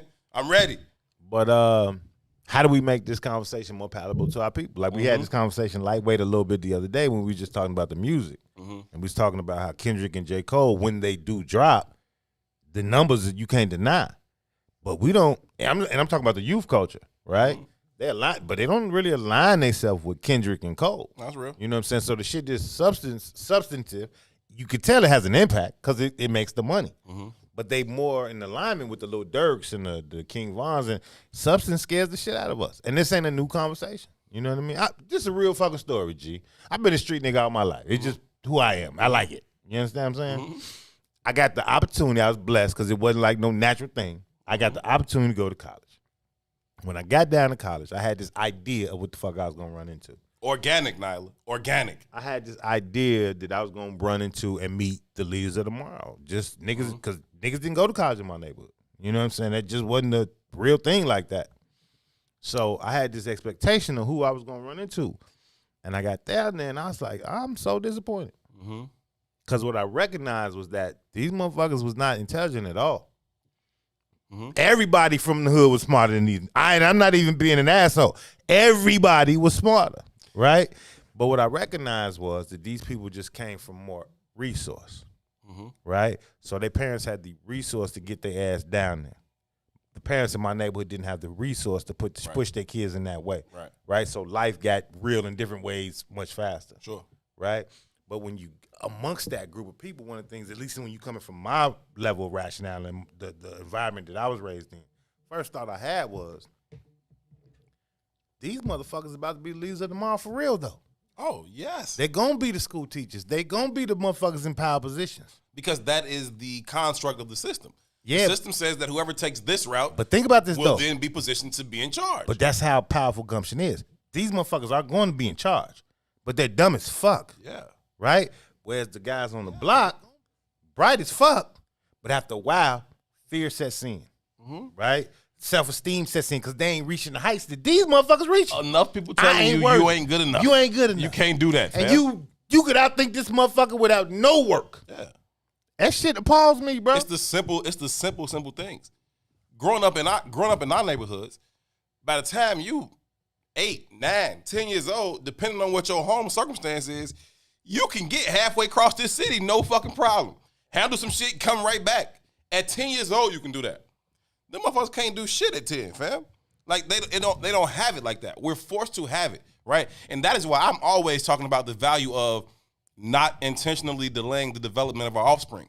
I say that humans are the only species on the face of this planet that intentionally delays the development of our offspring. No other species on this planet does that. Every other species, the moment their offspring is born, they are working feverishly to prepare them for the environment that they've inherited. Us, we try for as long as we can to shield our offspring from the reality of the environment they've inherited. And so now, they 20-something years old by the time they even figure out what the fuck this game is about because we've shielded them from it all of this time. And then we just throw them into it. Like, nah, I'm trying to get mine ready from go. Like but from, even that's from go. But Let's even be ready that's for this shit. That's back to the 20 or 10 or however many fucking Americas. You understand what I'm saying? I'm in the hood today, but it's a different kind of hood. It's a $400,000 fucking hood. You understand what I'm saying? Which is fucking ridiculous, right? I had this conversation the other day. As a child, never had these kind of opportunities that my children happen to have. Right? But same time, the neighborhood that we're in is still the motherfucking hood. You know what I mean? There's $1 million houses down the block. That's still the motherfucking hood, 100%. Right? But I think about it in a different context, and it's back to that understanding of identity, that understanding of the community. All the conversations keep being circular, right? Everybody in my neighborhood grew up in my neighborhood. The kids in my neighborhood today grew up in their houses, and it's a different experience. So now they're being raised by television, and we talk about education. You go to school, and because our schools are kind of in alignment with whatever the social norm of the moment is, they just kind of get conditioned into a lot of dumb shit. You know what I mean? But again, I worry about all of that because from the trajectory from go, their trajectory is about being, what's the word I want to use here? About capitulating to whiteness. Capitulating, right? But it gets much more stronger when we start thinking about what Chicago was and even still is in regards to population. But because of how we leverage the population, you don't get the same results. Like in my neighborhood, you can find us on the porch to whatever time at night, just chopping it up with our friends. And I'm talking about very early in life. You know, you can find the old head working on the car in the neighborhood in the back of the alley. You can sit with the old head and the other old heads who sit there drinking brews and smoking squares and get a wealth of information just in a conversation. Those organic experiences aren't happening for our children anymore. So the only time they're getting that kind of conversation is one, if their children, if their parents are in alignment with some kind of ideology around community, which I don't know how real that is because we've aligned ourselves with it's not a capital. It's not a thing, right? Right? So then when you go to school, even if it's a black school, like I got my children in black schools. I went to when they was having a mock election when Hillary was running against Trump. And they had a conversation about, they had the kids kind of voting who they would decide who they would vote for based on the issues that they were supporting at the time. And I was offended about how they did the shit. And I had to come home and tell my daughter, like, this ain't how we rocking. And this is a black school. You know what I mean? So it's a real fucked up situation. But in that same philosophy, that's why we got to have the kahunas. You know what I'm saying? The testicular fortitude that that minister talks about. You know where I learned that term? The minister's term. That ain't where I learned it. Where you learned it? WWF. Growing up watching wrestling. But it came from the minister. I remember which one of them wrestlers. I don't know if it was The Rock or Stone Cold. One of them motherfuckers used to say testicular fortitude. They got that from the Nation of Islam and Minister Farrakhan. I'm sure. Right? But we got to have that kind of audacity and gumption to challenge every fucking thing. It's zero grade reliance again. You say spill in the street. You say don't spill in the street. I got to spill in the street. Same thing. And we got to do it everywhere. We got to do it in schools. We got to do it everywhere. Around every turn. Yes, I agree with you. I think that I got a philosophy that by and large, most people, right? Not all people, but most people either know a whole lot about a few things or they know a little bit about a lot of things, right? Most people either know a little bit about a lot of things or they know a whole lot about very few things. Like brain surgeons, right? They can tell you everything there is to know about the brain, right? Everything about it, how it works, what's wrong with it, how to repair it, all that shit. But they don't know shit else, okay? Like, you sit down and just have a regular conversation with them, you're like, hey, there's no way that you open them motherfuckers' brains on the daily and saving their life. You're the stupidest person I've ever had a conversation with. Like, now, I don't know if, like, they don't, like, because it takes so much time to study all that other shit, they don't have time to learn, like, common sense shit or what it is, or if they had to push all that other shit out their brain to get all that other shit in their brain. I don't know what it is. But most of the time, people with that very specialized knowledge base, they don't be knowing a whole bunch of other shit, man. It's just not really what it is. I don't even think they specialize in their knowledge base. Dumbass geniuses, I call them. Yeah, I think genius is too much credit. I mean, listen, if you can open up a motherfucking brain, but put it back together and say their life, that's some genius shit. I'm cool with it. But back to symbolism. You're just dumb as hell on everything else. But it's back to symbolism. Mm-hmm. You know what I'm saying? Just if you're paying attention like to black social media in the last weeks, you'll see a lot of motherfuckers pumping this Bitcoin. I'm doing this in Bitcoin. I got this in Bitcoin. I got this popping in Bitcoin. Now, I'm gonna be flat out honest. I'm ignorant as to how the stock market works in reality. I got some little bullshit stocks that make me money, but it's just because somebody told me, hey, go buy that shit. I don't know I don't have an understanding of how the market like really works. We gotta get John Rogers on the show. So anyway, there's some niggas around that I know, some suit and tie niggas who wear, who talk about money all the time. Mm-hmm. And they was talking about how much money they getting doing on Bitcoin. Mm-hmm. Man, I'm getting this much money on Bitcoin, right? So the dude just happened to call me on some whole other shit to do something for him. This shit, I throw some Bitcoin questions, because if it's really killing like that, maybe I need to throw some money at this shit. Cut me in or cut it out, fam. So he told me what kind of money he made. I was like, man, how much money you making off this, and how did you make that money? What you have to put down to make that kind of money, and how long you take? And I'm asking the basic questions. Mm-hmm. And he been pumping this shit publicly for a little while. And then when I talked to him, he was like, no, man, it was a group of us that did it. You know what I mean? And here's why I got it. Now, here's why I made this amount of money. And it wasn't the amount of money he was talking about on social media. The group made the kind of money he was talking about on social media, not him specific. You know what I mean? So that's cool. But I get a little understanding, and I talked to one of my partners again, who I know has been informed by this guy. And he's talking to me about, too, what you know about Bitcoin? And I was like, I don't know shit about Bitcoin. You know what I mean? Right. But I say, from the way I understand it, I just don't see it as being logical. And I don't see it as being logical because if it was to ever dominate the dollar, it'd have to be a civil war. Because everybody else who got dollar money wouldn't have any, their money, it wouldn't be valuable no more. Right. So just from the basic logic, motherfuckers would have to send a deck up if that shit ever became viable. So I was like, the way I see this shit is kind of like a pyramid game. And I ain't mad at it, but I just understand it as a pyramid game. Mm-hmm. You know what I mean? And we talking about it, and he was like, too, you said you ain't know shit about it, but here's how this game works. And he's breaking it down from his understanding.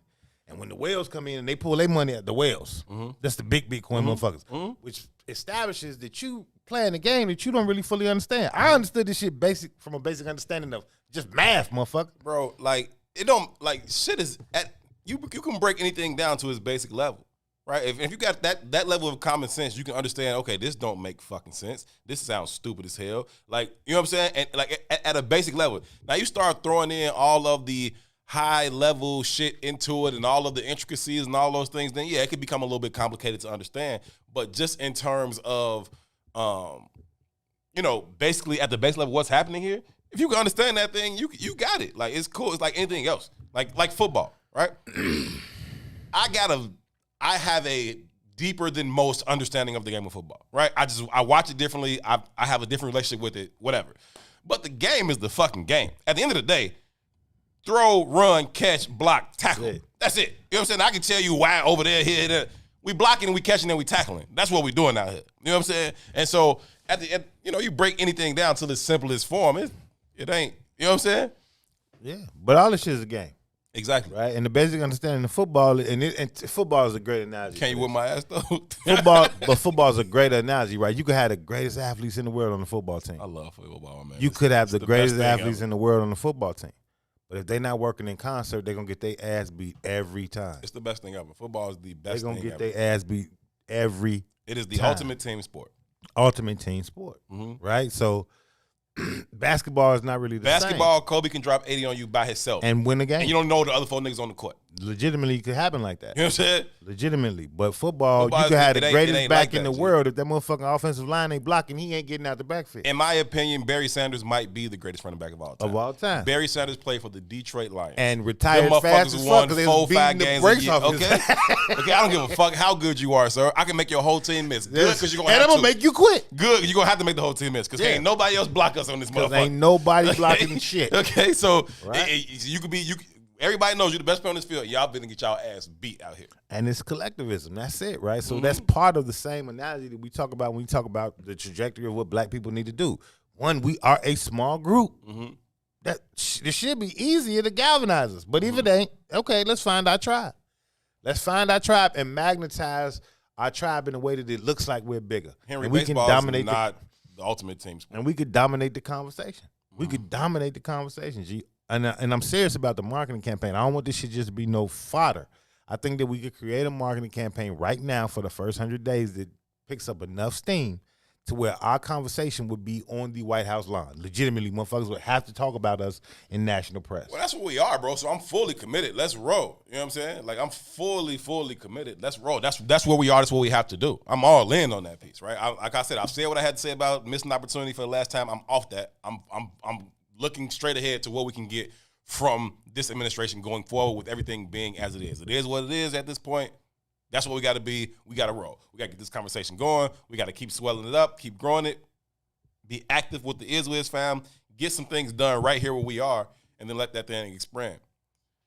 It's okay, Herb. I'm a contrarian. Yeah, baseball is not it's not an ultimate team sport. Like, it's the same, just like basketball. You get one hitter in baseball. If he hot for a series, he can carry that team for 4 games or 10 games, right? You get one dude hit 10 home runs in 10 games. I don't know shit about carry that team. baseball, so I couldn't tell you. I know Well, it's in boring baseball, as shit. you play 7-game series. Like, if we can get our best pitcher out there 3 times, we can win this series. Okay, that ain't the team. That ain't the team thing. Very rarely do 2 people from the same team even touch the damn ball in the same play, right? Like I guess you got to throw at the first base. So I guess that's 2 people. But yeah, nah. Mm-hmm. Baseball is a bunch of individuals doing their thing for a common goal. But then, the success of one play can hinge solely on one motherfucker. Can we rock out on these now? Yeah, man. Let's pop these videos in. Let me pull your screen up. Do. All right, I got it. You can So pop. this first one is Kwame Ture, but I like to call him Stokely Carmichael.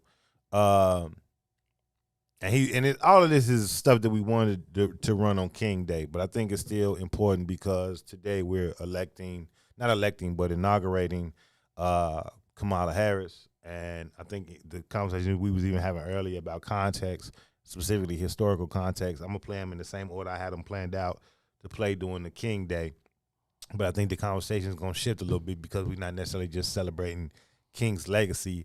I think what we need to do is start to celebrate and remember King's ideology and King's philosophy. And I think that once we start to really harken back to an understanding of King's legacy for real and not just the whitewashed version of it, not what just white people tell you to value about him. When we talk about I Have a Dream, and I Have a Dream is probably one of the worst speeches King has ever given.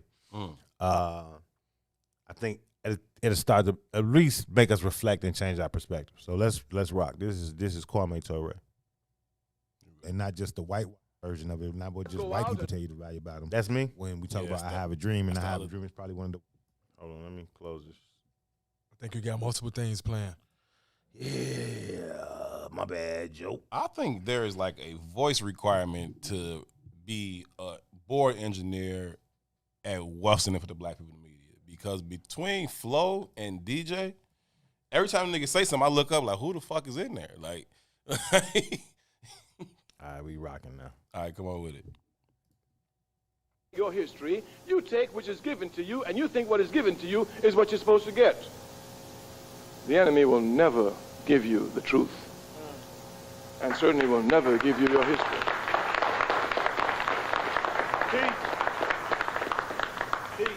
time we say, no man, no woman looking for the truth cannot find it. Someone can hide the truth, but if you look for it, you'll find it. The only way you will not find the truth is if you do not look for the truth. That's real. We can give examples everywhere. Some years ago, when at Spelman College, around the time when Martin Luther King's birthday had just become a holiday, I had the opportunity to speak at Spelman College. You know, those sisters were fired up. You know, Martin Luther King's birthday had just come. I mean, and they were out there. When I walked in, it was wall-to-wall Africans, and they were excited. I asked them a question. How many of you love Martin Luther King? Put your hands up. I mean, some put both hands up. And I asked them a simple question. Keep your hands up if you have read one book by Dr. Martin Luther King. Oh, Brother Kwani, we love him. They don't even read about King. All they know about King is what they get off of television, and the television can only give you sound bites at best. The other young student came running to me and said, oh, you know, it was Dr. King's birthday recently. I said, yes. He said, you know, I almost know his speech. I have a dream by heart. I said, that's excellent. He said, do you know it's the best speech that Dr. King ever gave? I told him, keep quiet.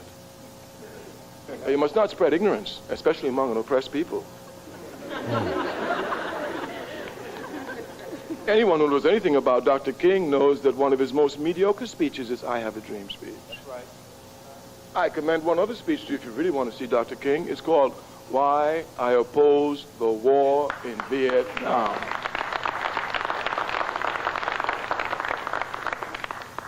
It is here that you will come to see truly something about Dr. King. I want to give you examples so you can see what your responsibility is. You must not think that the enemy will ever come, or anybody will ever come and give you instructions on your struggle. It is only you yourself who must find the thread of your struggle. It is your responsibility to understand the resistance of your struggle and to make your contribution to your struggle. When they get through with Dr. King's interpretation, since we don't read him or study him or analyze him, they make you believe that the greatest contribution Dr. King made to his people was nonviolence. And they call him a creative genius. Can you imagine that? That means that all Dr. King did with nonviolence was to take that from Mahatma Gandhi and adapt it to the situation in the United States. A genius doesn't have to do this. Why, even George Bush can do that. But Dr. King certainly was a creative genius. And his contribution to us was not nonviolence. Matter of fact, when they get through with him, he sounds like Martin Luther, nonviolent King. King's greatest contribution to us as a people was he taught us how to confront the enemy without fear. That's real spill. Like, that's the truth. So, Stokely Kwame Ture don't get enough credit either, right? In a lot of ways, Kwame Ture, Stokely Carmichael, challenged King to a point where he started to shape the narrative that King was spewing, you know, and it changed the entirety. You know how we talking amongst our community, like, you know, near the end of his life, King changed his tone and he really got on point for the first time. That's a reflection of him spending time with Stokely. That's exactly what that is, you know, and he allowed to be challenged by Stokely. He allowed himself to be challenged by Stokely. He was fluid in his understanding. And as he grew and grew in that relationship, his understanding grew. Really, Stokely was the catalyst to the Black Panthers as well. People don't know that shit either. It really wasn't Huey Newton and Bobby Seals. It was really Stokely Carmichael. Stokely's one of my favorites in I know. In the lexicon of the history too. But like, he doesn't get enough his just due or his credit in regards to like shaping so many of the thought process back at the time. But I also want to leverage this in this sense. Like, even all of the value that we add to King's legacy, it took this young nigga, who was a young nigga at the time, say, hey man, you got this shit fucked up. He changed the motherfucker's mind. King was he was a god at the time, specifically in the South. Yeah, for sure. And Stokely said, man, you cool, but you fucked up. You wrong about this shit. You know, and King had to be fluid enough to adjust. Yeah, that is something that I value as much as anything from leadership, right? If you're going to be a great leader, you're going to have to be fluid enough to change when appropriate, right? If the situation, the circumstances calls for you to change on the fly even, you got to be able to fucking change, right? It don't matter, right? We've been on this football analogy all day. It don't matter that I spent the whole week putting in this game plan. We didn't got to halftime. That shit ain't working, fam. What we thought they were doing, they aren't doing that. We need to do something else to win this fucking game, right? And I appreciate leadership who can say, okay, let me throw my ego or whatever the fuck it is aside that makes me want to hold on to this losing way and say, okay, well, actually, this does make sense. Here's the winning way. Let's go that way. Fuck what I already said, right? Fuck what the plan was. Mike Tyson said, everybody got a plan to get hit in the mouth. Hit in the mouth. You know what I'm saying? Like, fuck your plan, fam. They out here throwing real bullets now. Can we adjust or die out this motherfucker? But the other response to getting hit in the mouth after a while is you just start taking getting hit in the mouth. You just get better at taking it. And that's what we at now, right? So We're great at it. One thing Stokely just said it there, it's like what King really brought to the conversation was the ability to face the enemy without fear. Mm-hmm. And that's what I keep saying, man. It's gumption, it's audacity, it's fuck what they talking about. Fuck them. I don't care what they doing. I don't care what their decisions is. It's Mayweather. Fuck them. It's Mayweather, G. Period. We watch a Floyd Mayweather fight, and 90% of the casual boxing fan is disappointed in the fight. They don't like it. It's not entertaining. He won't stand in the middle of the ring and box. He won't stand in the middle of the ring and fight. Fuck that. I came here to win the boxing match, right? I'm feeling like you can't hit me, right? And so while we've gotten so comfortable learning how to deal with the hits, I'm gonna feel like Mayweather's like, hell no, you can't hit me. Fuck that. Hell no, I'm not playing your game. I'm gonna play this game my way, right? And I'm going to win playing it my way. And motherfuckers be pissed. That's not the way you're supposed to play it. You're supposed to stand in there and slug it out. Says the fuck who? Fuck your rules. I'm leaving this ring as pretty as I came in this motherfucker. You're not touching me, fam. But even to the context of Mayweather, right? Mm-hmm. When he was Pretty Boy Floyd, Mayweather didn't make no money. Right. He didn't make no money until he made himself into the villain that the white man wants him to be. Mm-hmm. And that's how they sold the fights. Mm-hmm. Right? Regardless of the strategy that he used in the ring, he had to become the villain. You know what I mean? But again, that's somebody else shaping your narrative. All I'm saying is fuck all of them in totality. Mm-hmm. Zero grade reliance. You said don't spit on the street, I'm hawking up a fucking loop. You understand what I'm saying? Fuck you in totality and in perpetuity, forever. Yeah. Right? Yeah. So, again, I just wanted to add some context. Here's another one, though. This is one of my favorite ones, man. And it creates many more. But see, it's one of mine, too. But the problem is that I don't think we listen. Or we don't listen to I think we listen to hear. Not to understand. Not to understand, right? But I want to get to, I'm only going to play like specific pieces. I'm not playing this whole video. All right, well, get to the piece you want to get to and let me know. And then I'm there right now. All right, go ahead. And many of the senators and congressmen of the North. But isn't that part of the dilemma now? Take the question. That people knew that Negroes were being denied what was guaranteed to them by the Constitution, by the fact that they were citizens of this country. Then when they were given those rights, do you feel the white community said, well, we've given them all that we have, now it's up to them? Well, I think the dilemma is much deeper, and I think one during this period of transition has to be very honest with America. And honesty impels me to admit that America has broad racist elements still alive. Racism is still existing in American society in many areas of the society, North and South. And the other thing is that there has never been a single, solid, determined commitment of large segments of white America on the whole question of racial equality. I think we have to see that vacillation has always existed, ambivalence has always existed, and this to me is the so-called white backlash. It's merely a new name for an old phenomenon. I see the white backlash as a continuation of the same ambivalence and vacillation of white America on the whole question of racial justice that has existed since the founding of our nation. I think the other thing that we must see at this time is that many of the people who supported us in Selma, in Birmingham, were really outraged about the extremist behavior toward Negroes. But they were not at that moment, and they are not now, committed to genuine equality for Negroes. It's much easier to integrate a lunch counter than it is to guarantee an annual income, for instance, to get rid of poverty for Negroes and all poor people. It's much easier to integrate a bus than it is to make genuine integration a reality and quality education a reality in our schools. It's much easier to integrate even a public park than it is to get rid of slums. And I think we are in a new era, a new phase of the struggle, where we have moved from a struggle for decency, which characterized our struggle for 10 or 12 years, to a struggle for genuine equality. And this is where we are getting the resistance, because there was never any intention to go this far. People were reacting to Bull Connor and to Jim Clark rather than acting in good faith for the realization of genuine equality. Do you on the level? I'm gonna stop it right there, right? Because King says it's much easier to integrate a bus or a park than to give me real equality. It's easier to do that than fix a slum. It's easier to do that than help rent and housing disparity. Yeah.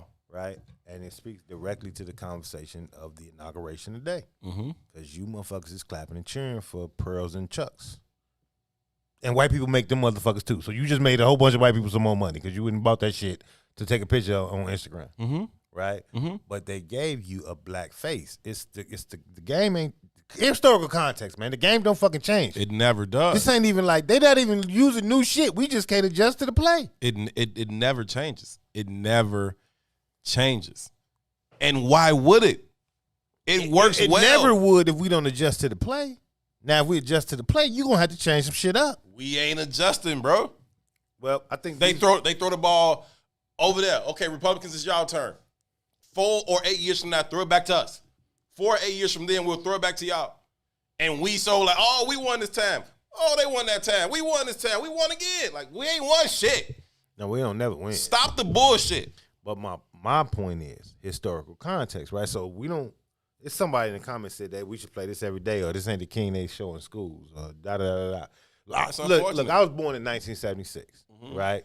That was a movement in around like in the early 80s where there was this kind of like this kind of harkening back to South Africa. Like you had apartheid going on. It was a major conversation even in America amongst the black community, right? And I remember shows like Donahue and Geraldo, and although there was goofy ass shows, you would look up and you would see Farrakhan on Donahue. Yeah. And I'm talking about young fiery Farrakhan. I'm talking about you see Khalid Muhammad on Donahue. These motherfuckers are sitting up there in their suits and ties saying, yeah, fuck white people. Yeah. This is on national television. Yeah. You know what I mean? Yeah. So because of the medium that television was and how it kind of galvanizes thought and ideas, it was the greatest marketing tool ever invented. Next to the internet, because now the internet's taking over. You know what I mean? But the difference between internet and television is that once you turn to a channel, that's what you get. You can't. It's not a dial up what the fuck I want to see and hear.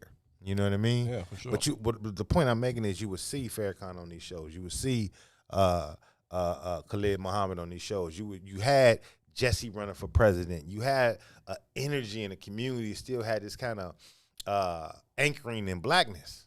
You know what I mean? In a way that the very next generation didn't have. You know what I mean? So maybe me being born in '76 was the blessing of still being rooted in this kind of understanding in a certain kind of way. But I'm born in '76. This is 10 years separated from my birth.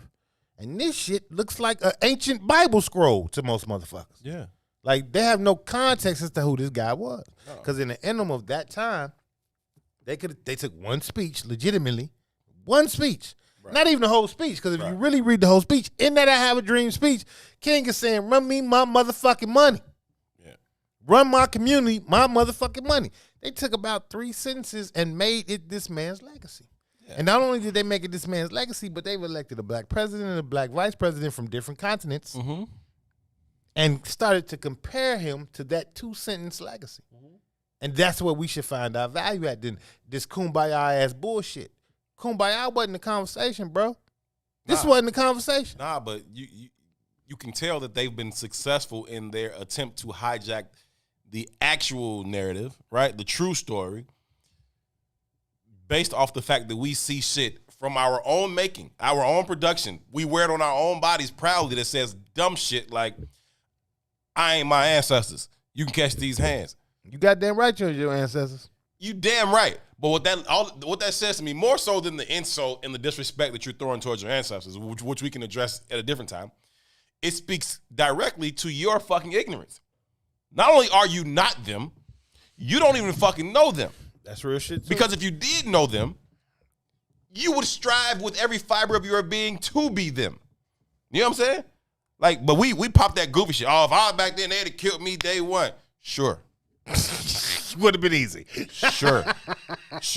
Motherfucker, I work with you. Motherfucker, I see how you act when the fucking manager comes in. Shut your goof ass up about what you would have did in the face of a motherfucker castrating you or hanging your ass. What did Miss me with that stupid shit. What did Jesus tell Peter? Peter said, man, I never betray you. He said, man, you going to betray me 3 times before the cock crows. Okay? Okay? Like, cut the bullshit. Fuck out of here, dude. Cut the bullshit. Nigga, outta I'm real. I'm riding, fam. You won't even go through the booking process before you snitch on the whole team. Like, they ain't even got to put you in their cell. As soon as they put you in the interrogation room, you telling on the whole squad. Stop it. Cut the shit. Damn right you ain't them. But it speaks to their ignorance. They don't know who these people were.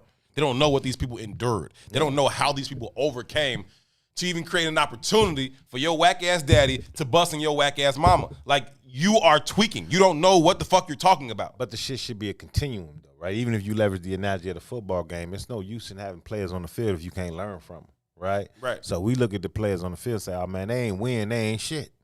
And it's kind of the unappreciation of the journey for the destination. Because they didn't win, they didn't have shit. No, nigga, it's something to build on. It's a step, right? But we start over with every generation, but that's also about our lack of identity, because when you lack an identity, you don't create tradition. Right. You understand? So with every new music genre, we create a whole new culture surrounding the goddamn music genre. Right. Without giving any context to the history behind it. So now we got sampling, but we don't know shit about how to play a saxophone. White jazz is a completely white industry at this point. Right. You understand? Some shit that we created, blues, shit we created, we lose context to how to even create it again. Right. Right? Because now on one hand, it's beautiful because we have the ability to create culture in that way. Right? We have the skill set to create culture. We could just, and a lot of that shit is driven and born out of oppression. But you still have to have some. Liz has a wasted nut. That's real shit. A wasted nut. That's real they shit. They create the opportunity for your whack ass daddy to bust inside your whack ass mama. That's real shit. But but again though, it has to be our job to reconnect the dots. If they weren't whack, you wouldn't think this stupid shit you walking around here popping off. Our job has to be to reconnect the dots, one to the past, and build a bridge to the future. That has to be our job. So the fact that we know these kind of things, or still at least engage with these kind of things at some level, right? And we know the shorties. How do we motherfucking become the bridge builders from this conversation here with our peers to the shorties that's going forward? Even when we start seeing the Black Lives Matter shit, and they out there parading and galvanizing the people. They skilled to galvanize the people, but they selling them a bullshit idea. It's a completely bullshit idea. It's the goddamn, it's the King whitewash idea that they selling them. We Are the World as Benetton covers commercials and shit. It works well, my brother. But I have to believe that's because they're ignorant and not because it's on purpose. I have to believe that. The motherfuckers who are shaping the narratives for them people. I don't know. I have to believe it's because they're ignorant. I mean, after a while, yeah, right? After a while, the message kind of pervades and permeates throughout the entire society, and then that is the only narrative that people know, right? Whereas I have a dream and nonviolent and this docile, timid approach to liberation, right? After a while, that's all they know. But the plan from go, they understood full well that this nigga's about more than the shit we finna say about, but let's make it about this. Now we can get all the rest of them. I ain't talking about the white folk. I ain't talking about those minor. I'm talking about the black folks, even the people with the women who started Black Lives Matter. Okay. Because they're selling the same kind of bullshit. Okay. Right? Either you're misinformed or you are a motherfucking Confederate. Now, if you're a Confederate, we got to treat you like Nat Turner. That's how I feel about it. I agree with you. You know what I mean? Now, if you're misinformed, you can be educated. I think by and large, we are largely misinformed, right? Like, if we weren't, I don't believe that we would have a full awareness of what the truth is and still exist the way we do. And I ain't saying I got like, if you know better, you do better, right? Right, and that's kind of what Stokely was just saying. I don't no way do I want to come off as I got a stranglehold on truth. But what Stokely says is if you're looking for truth, you're going to find truth. but you got to be fucking looking for it. Mm-hmm. And that's all I'm saying. I think that we come to the table without we devalue the journey, though. The journey is looking for truth. You come to the table like, I got the answers, but you ain't looking for the truth, right? So if you're Black Lives Matter and you can galvanize thousands of people nationwide. Yeah, it looks like the answer. Look like you got the answer. Looks like the answer. Right? You ain't got no fucking truth behind it, though. But you ain't got no truth behind it. So you don't really, you just got a team of motherfuckers on the field that don't know one play. Which makes it unsustainable. It's unsustainable, and it doesn't even have any value. Y'all ain't even in the game. Y'all just on the field. Y'all fans. It's a different conversation. Mm-hmm. You know what I mean? Mm-hmm. I want to play this other part of this same video, though, because I thought this was intriguing, too. Go ahead. Is it just the fact that Negroes are black? That's a part of it, and that grows out of something else. You can't thingify anything without depersonalizing that something. If you use something as a means to an end, at that moment you make it a thing and you depersonalize it. The fact is that the Negro was a slave in this country for 244 years. That was a willful thing that was done. The Negro was brought here and changed, treated in very inhuman fashion. And this led to the thingification of the Negro. So he was not looked upon as a person. He was not looked upon as a human being with the same status and worth as other human beings. And the other thing is that human beings cannot continue to do wrong without eventually rationalizing that wrong. So slavery was justified morally, biologically, theoretically, scientifically, everything else. And it seems to me that white America must see that no other ethnic group has been a slave on American soil. That is one thing that other immigrant groups haven't had to face. The other thing is that the color became a stigma. American society made the Negro's color a stigma, and that can never be overlooked. So I think these things are absolutely necessary. The other thing is that America freed the slaves in 1863 through the Emancipation Proclamation of Abraham Lincoln, but gave the slaves no land or nothing in reality, and as a matter of fact, to get started on. At the same time, America was giving away millions of acres of land in the West and the Midwest, which meant that there was a willingness to give the white peasants from Europe an economic base. And yet it refused to give its black peasants from Africa, who came here involuntarily in chains and had worked free for 244 years, any kind of economic base. And so emancipation for the Negro was really freedom to hunger. It was freedom to the winds and rains of heaven. It was freedom without food to eat or land to cultivate, and therefore it was freedom and famine at the same time. And when white Americans tell the Negro to lift himself by his own bootstraps, they don't look over the legacy of slavery and segregation. I believe we ought to do all we can and seek to lift ourselves by our own bootstraps, but it's a cruel jest to say to a bootless man that he ought to lift himself by his own bootstraps. And many Negroes, by the thousands and millions, have been left bootless as a result of all of these years of oppression and as a result of a society that deliberately made his color a stigma and something worthless and degrading. Hey, man, it don't get no better than that, brother, man. So the man said they gave them freedom and famine at the same time. Mm-hmm. Mm-hmm. Gee. Yeah, which ain't a real thing. But he also brought up at the same time that you was giving away millions of acres of land to the white peasants, right? Now, there's a reason why I played that specific clip, because I want to go right back into this very simple, small clip of Kamala Harris. Not only that, that whole interview is dope. It is. It's super dope. I think we got to, is it going to play a commercial? No, it might go play. Let's rock. Do you support reparations for black people? Well, listen. Again. Bullshit already. Go back. Don't be asking me no questions like that. Back. It kick off on bullshit. Do you support reparations for black people? Well, listen. We had over 200 years of slavery. We know that. We had Answer the Jim question. Crow for almost a century. We had legalized discrimination and segregation, and now we have It's not a long yes. segregation and Very discrimination that is articulate not no. legal but still exists and is a barrier to progress. We have disparities around housing. We have disparities around education. Sound like we a have long yes to disparities me. around income. And we have to recognize that everybody did not start out on an equal footing in this country. So it's giving that And a in face. particular, black people have not. And so we have got to recognize that and do something about that and give folks a lift up. That's why, for example, I'm proposing the LIFT Act. Give people who are making $100,000 I love the little sister who's interviewing it, though. Pick the little sister who interviewing which it. will benefit and uplift 60% of black families who are in poverty.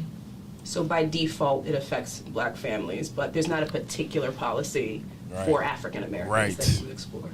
But no, if you look at the reality of who will benefit from certain policies, when you take into account that they're not starting at the same place and they're not starting on equal footing, it will directly benefit black children, black families, black homeowners, because the disparities are so significant. So if we focus on the specific issues that have resulted in the greatest disparities, and we understand that that's part of why we're doing it. Y'all ain't got Listen, shit coming. The reality also is this: any policy that will benefit black people will benefit all of society. Let's be clear about that. Right. So why don't you do it in reverse then? Clear about that. You're going the other way. So I'm not going to sit here and say I'm going to do something that's only going to benefit black people. No, because whatever benefits that black family will benefit that community and society as a whole and the country. I don't want y'all to miss that. Then do it that way. Wait, I don't want y'all to miss this part. This is important. Let's really be clear about that. So I'm not going to sit here and say I'm going to do something that's only going to benefit black people. No. Wait, I want to reiterate this shit while y'all running around with pearls and chucks on. That. Let's really be clear about that. So I'm not going to sit here and say I'm going to do something that's only going to benefit black people. No, because whatever benefits that black family will benefit that community and society as a whole and the country. Right? Right. There's a reason I played that. Because in the very last video we just saw King say, you motherfuckers is giving away millions of acres of land to these white people. Give it to us specifically, motherfucker. Yeah, man. Again. But we ain't asked. We asked for Chucks and Tims and Pearls. Context. Like, we cool with it. Every time I hear this clip, I get so irritated, man. Yeah, G. Like, that's what she owned, though. But it's like stuff was specifically done to put us in the hole we are in. Right. And to us. To us. Not to nobody else. Nobody, but people that are in a position that can change that are Right. saying, I'm not going to do anything specific to help you, your black ass. Right. But even though you're only legendary because of black people. That's it. Black people voted you All in. of your power and wealth. I'm talking about the nation. But see, now you know why she went to Howard. That's the only thing that saved her. Yeah. That's the only thing that saved her. If you look at her background. Drake? That's funny. If you look at her background, well, she's in office because she went to Howard and she's an AKA. No, Period. That's G. Like, period. Your entire wealth and power was built on the backs of black people.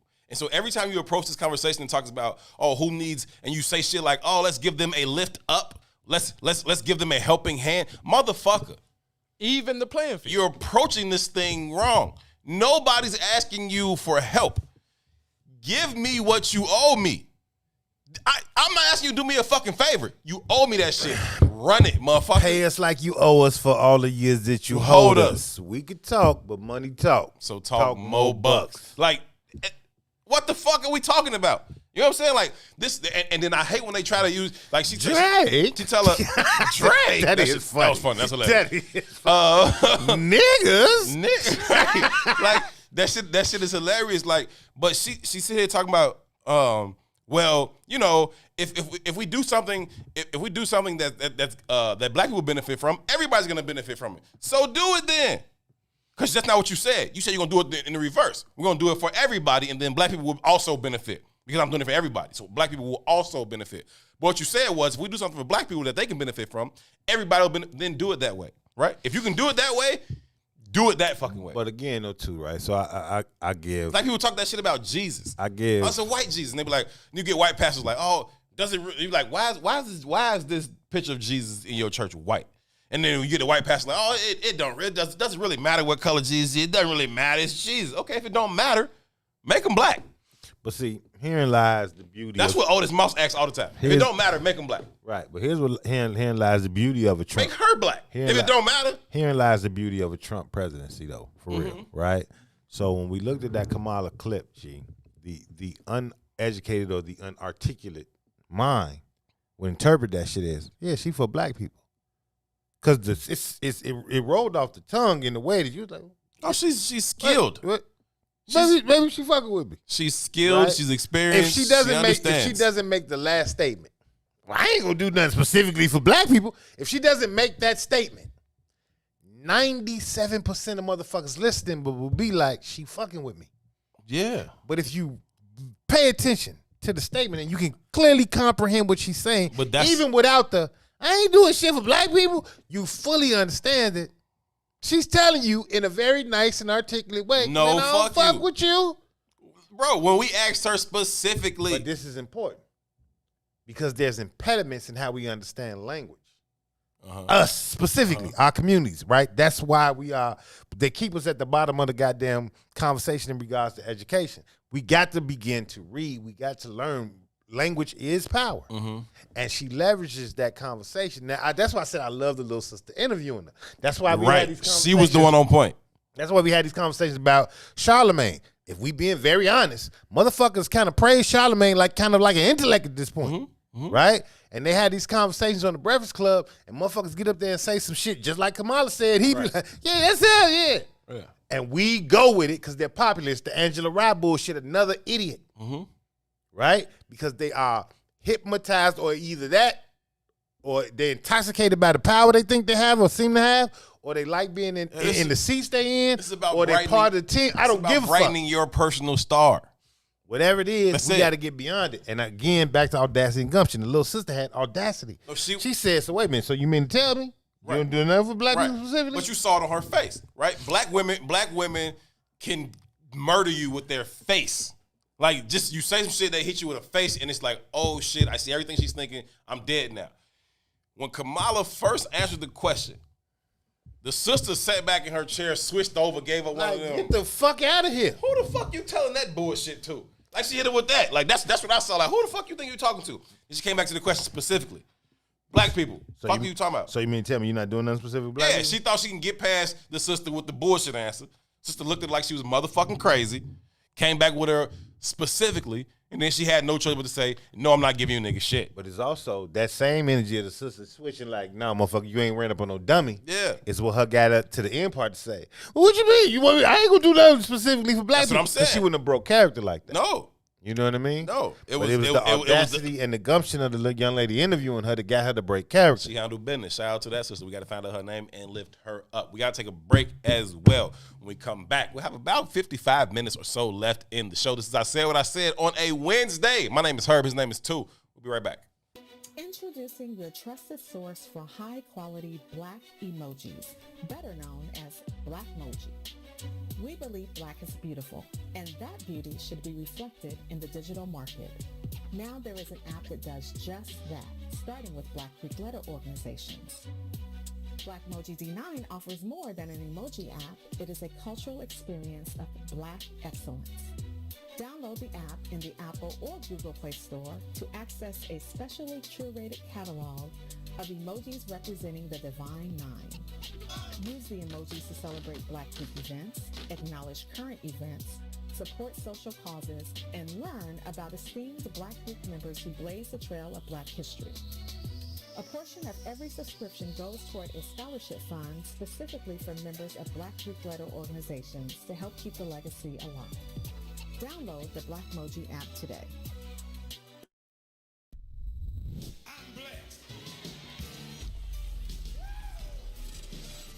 Church Chicago's Power Hour. I'm your host, Angie Mims, and Terrence Keys, TD, a.k.a. Terrence Daniels. You got an inspirational word for today? Oh, man, I'll be honored. Giving honor to God Hey, man, on Sunday morning, it's early, so we got to give honor to God. Yes, sir. The good word for today is don't worry. Mm-hmm. Oftentimes in our life, in our walk, in our days, in our journeys, we find a way to just worry about so many things. Yeah. And we just want to encourage you today that those worries is God's responsibility. Mm-hmm. It's God's responsibility because at the end of the day, what we worry about, most times we can't handle. Yes. If we would agree together, we can't handle it. So we have to give it to God. That's his responsibility. Mm-hmm. And our job is to simply believe. Yes. Simply believe. Believe. When we believe, the Bible says all things are possible. Come on through here. I better leave that alone. I Preach it already. You feel it? So be anxious for nothing. Even the Bible says don't worry about anything. In Matthew 6:33 it says don't worry about anything, but seek ye first the kingdom of God and his righteousness, and all these other things be added unto you. So we're here to encourage you.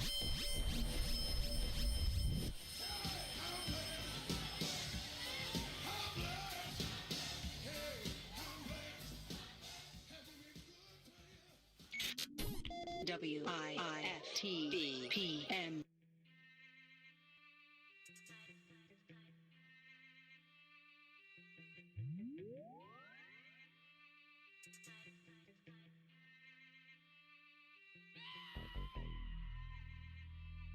To encourage you today that those worries is God's responsibility.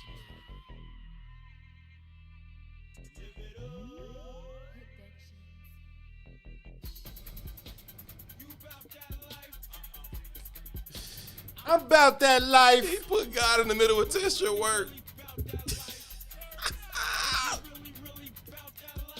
Turn up. Let me test your work. Let me test your work. Let me test your work. Let me test your work. I'm stronger. Hey. For my daughter. I can't believe how many of these lyrics you know. I know the whole song, G. I going to November. Whitney could have been mine. So in love. Saved her. Snort Like half of that. Cardiac. Yo, that's so wild.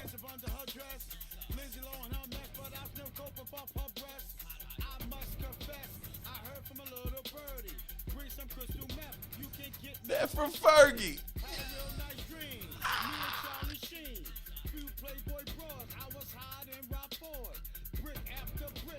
Shaq at the free throw.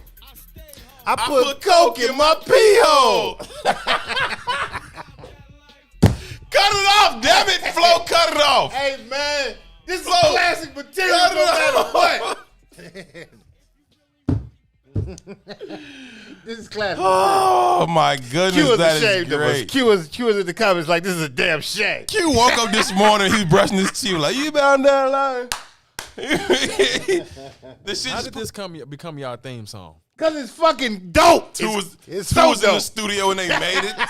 Like, this is legitimately dope music. You understand me? Literally and figuratively, this is dope music.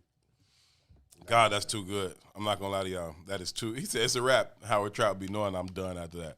We gotta start playing that at 5 o'clock. We gotta start playing at like 5:45 or something. So I'd be cooked after that, man. That should motivate me. I don't care. I'll be feeling good after that one. I'll be feeling good too, man. Hey, speaking of feeling good, y'all make sure y'all stick around the network this evening. We're gonna be premiering 2 new shows this evening. One is In the Zone with Brian Foster. That is going to be the premiering, debuting on What's in It for the Black People Media Network this evening, as well as, drum roll please, Week Ho Wednesday. Week Ho Wednesday is premiering this evening on the network. It features our very own DJ. He goes by the name of Reese the Ruler on Week Ho Wednesdays. Reese the Ruler and Toy Norwood. Don't stick me on that. But Reese the Ruler and Toy will be in here for Week Ho Wednesday. It is Ratricity at its finest. Okay, it is ratricity at its absolute finest. See, we just played test your work. We can't call nobody ratchet. Oh, I'm not saying that we aren't, but we don't do it to that level. Oh, they do it at a much It's finer a whole level than different us. level. I'm telling you. They like professional ratchets. We do intellectual thuggery at its finest. They do ratricity at its finest. Ratricity. It is brilliant ratricity. Okay. So y'all make sure y'all check that out tonight as well. It is a conversation about the week holds on a Wednesday. So, I have no clue what that means, man. But I'm gonna tune in. no, I'll check out the show, man. I'm definitely gonna be hanging around the studio this evening as we are in the process of building out the back 12 hours of programming. Right now we go 6 a.m. to 6 p.m. Monday through Friday. We're in the process of building out 6 p.m. back to 6 a.m. And so that is the process that we are in right now. And so we're looking at some different shows and adding some different shows. We'll give a couple shows some test runs to see how that goes. But yeah, man, we steady building out, trying to bring more content, trying to fill out the entire time slot so you can just turn on What's in It for the Black People Media and leave it on all day long. You can wake up in the morning with the Ruthie Moore Show and end off right back at 6 a.m. with some form of, I don't know. I guess I'm probably gonna try to like shift it back to some type of positivity by maybe the 4 o'clock a.m. hour, because that 10 to 4 o'clock is gonna be some ratricity. Okay, it's gonna be some substance in there. It might be a couple different type of things. We considering this witchcraft, type of thing piece as well. That may be a nighttime as well. But it's gonna be some. Wait, what now? Like some witchcraft type stuff. Break that down. Well, like tarot readings and all this. I want to do that shit, G. I'm gonna come on that show. I want to do that. Remember when Magda Desir had she had a tarot reading. Yeah. She was reading your ass from the internet. From the internet. That's true. And she was pretty good. She had your ass down pat. She hit some shit. I started to call you, shorty. Yeah, she hit some shit. I had never met her, but I want to do that for real. Yeah, okay. So we might get a show like that popping off as well. And then some other late night talk shows that'll be going on here on the network. So y'all stick around, man. We are steady building this thing out more and more, and we are looking forward to all of the shows that will be joining the network in the coming weeks and months as we fill out 24 hours of programming for you wonderful people, man. So y'all keep spreading the word. We wouldn't be here without y'all. It's been a process, and here y'all are still rocking with us. We appreciate that. We are very, very grateful that y'all chose to be with us this afternoon on this Wednesday edition of I Said What I Said. We appreciate y'all. We are fully aware that y'all could literally be doing anything else or absolutely nothing. The fact that y'all are here with us means a whole lot. I was laughing at y'all in the comments over the break because RO Double was saying that she can't get no work done. See, every time we say something, she come running back to the comments and say something else. And then Shannon and them was like, yeah, me too. We can't get shit done. So Boosie, we appreciate y'all, man, for rocking with us. We appreciate the fact that y'all want to be a part of this conversation as much as we want y'all to be a part of it. It means a whole lot to us. We appreciate y'all, man. It's family. We rocking. It's gonna be what it is until it ain't. We do, man. We do. We definitely appreciate you all. But I want to push the envelope too. G. I thought you were about to say y'all want to push back. I'm like, that's just too far. You can just the pushback king for real. I'm like, you want to push back on just the fact that we love the ISWIS film? Nah, damn, Tucson. Not at all. But I want to push the envelope in this being more than just a conversation, right? It's great to have a conversation, but I want to lead us forward into some actions, right? We got to turn these conversations into actionable steps. You know what I mean? Like, granted, we appreciate coming in here and having these conversations with you guys, but the goal here is to create massive amounts of change in our communities, right? And be clear, like me nor her, although we enjoy talking to you guys, we put boots to grounds, right? We met putting boots to grounds. Right. So this isn't no shit that we do sparingly or sometimes. Like, we are really committed to the community. And I think that, again, to the point of us having opportunity in this moment, I think that's a real thing. I think the idea of the marketing campaign can be a real thing.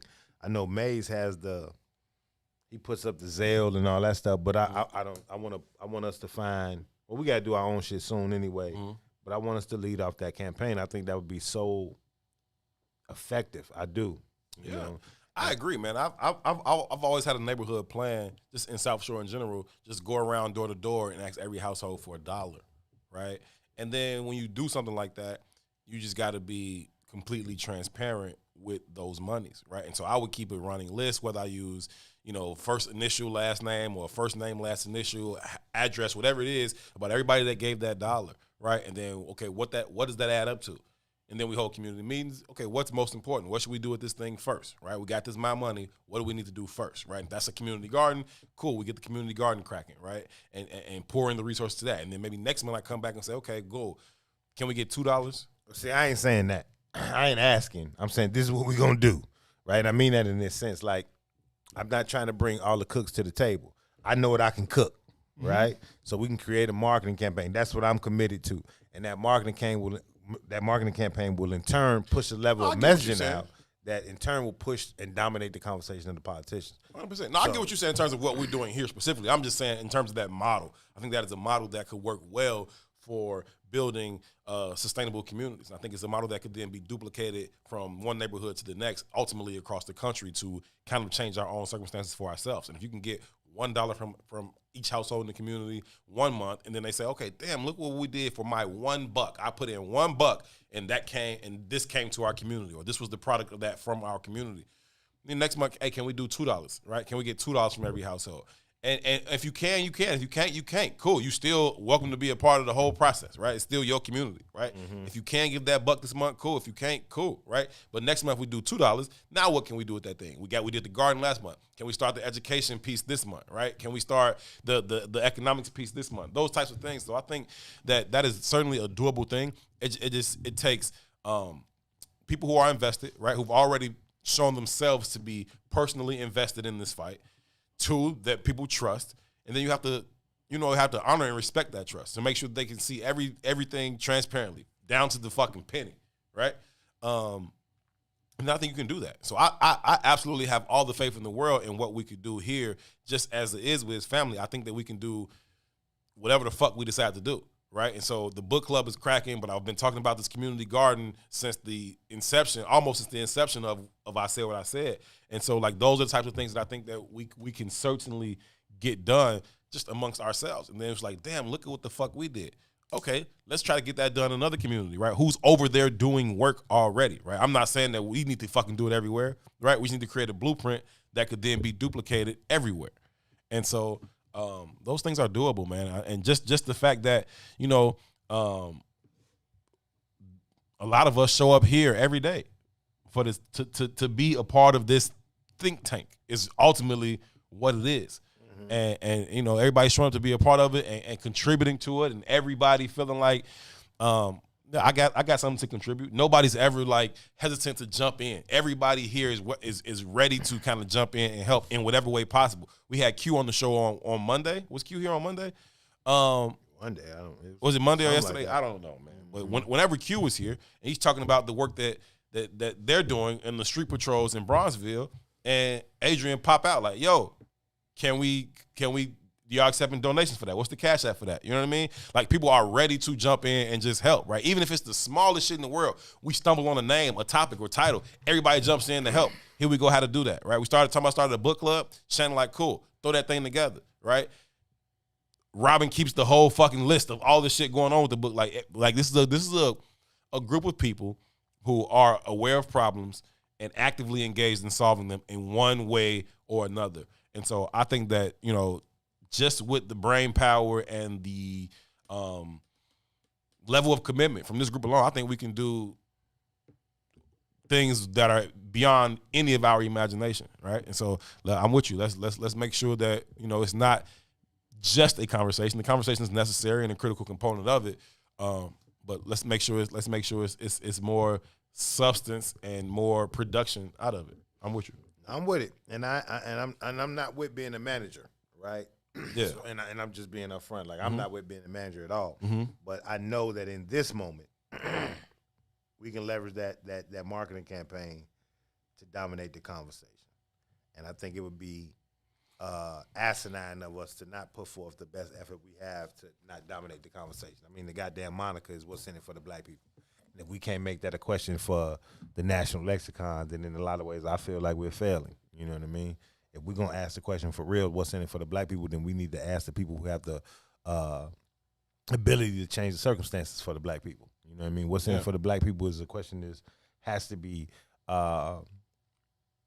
pushed toward the power elite. You know what I mean? Because if we in it and we asking that question and somebody is there viably to make that change, then that's who it is. Right. So in this moment, that's all I'm saying. That idea of a marketing campaign, and I mean that just in some simple shit, you know, some design work, some posters, some goddamn bus installations, some goddamn quick cut commercials for buying ads on, you know, other radio stations. Sure. Like making this shit a dominant conversation. I guarantee you we could push the needle in Illinois. Within 2-3 weeks at best. Yeah. I guarantee you. And if we took that on across the country, it would be a unanimous push toward, you know, reparations. Like real shit, man, the reparations conversation is derived out of a very small internet group. The newest one. Right? The ADOS conversation, the goddamn word or the defining term ADOS was birthed out of a small internet group. Right? So I know goddamn well if you had some capital attached to it and some skill sets attached to it, skill sets that we have in this room. Yeah, man. We could move the needle. We talk all the time about how 50 people could change the climate of the city. Well, what did that screen say? 48? Me and you? That's 50 motherfuckers, right? Like, yeah. I know we can, G. I know we can. We gone. Like, you know what I'm saying? I'm gonna wake up in the morning, 1,000 motherfuckers gonna be there and watch this video. Yep. You know what I'm saying? So we could do the shit. And that's 1,000 on one platform. You add on all the other platforms, we probably get a couple thousand. Yeah. Yeah, I agree, man. So I just don't want us to just, you know, we always in our community like and that's pre the marketing so campaign and all that. even you know, when you start thinking about the Nation of Islam or the minister, for example, you know, when we would go see the minister speak at the mosque, one of the things that the minister always says is, man, y'all come here for the show.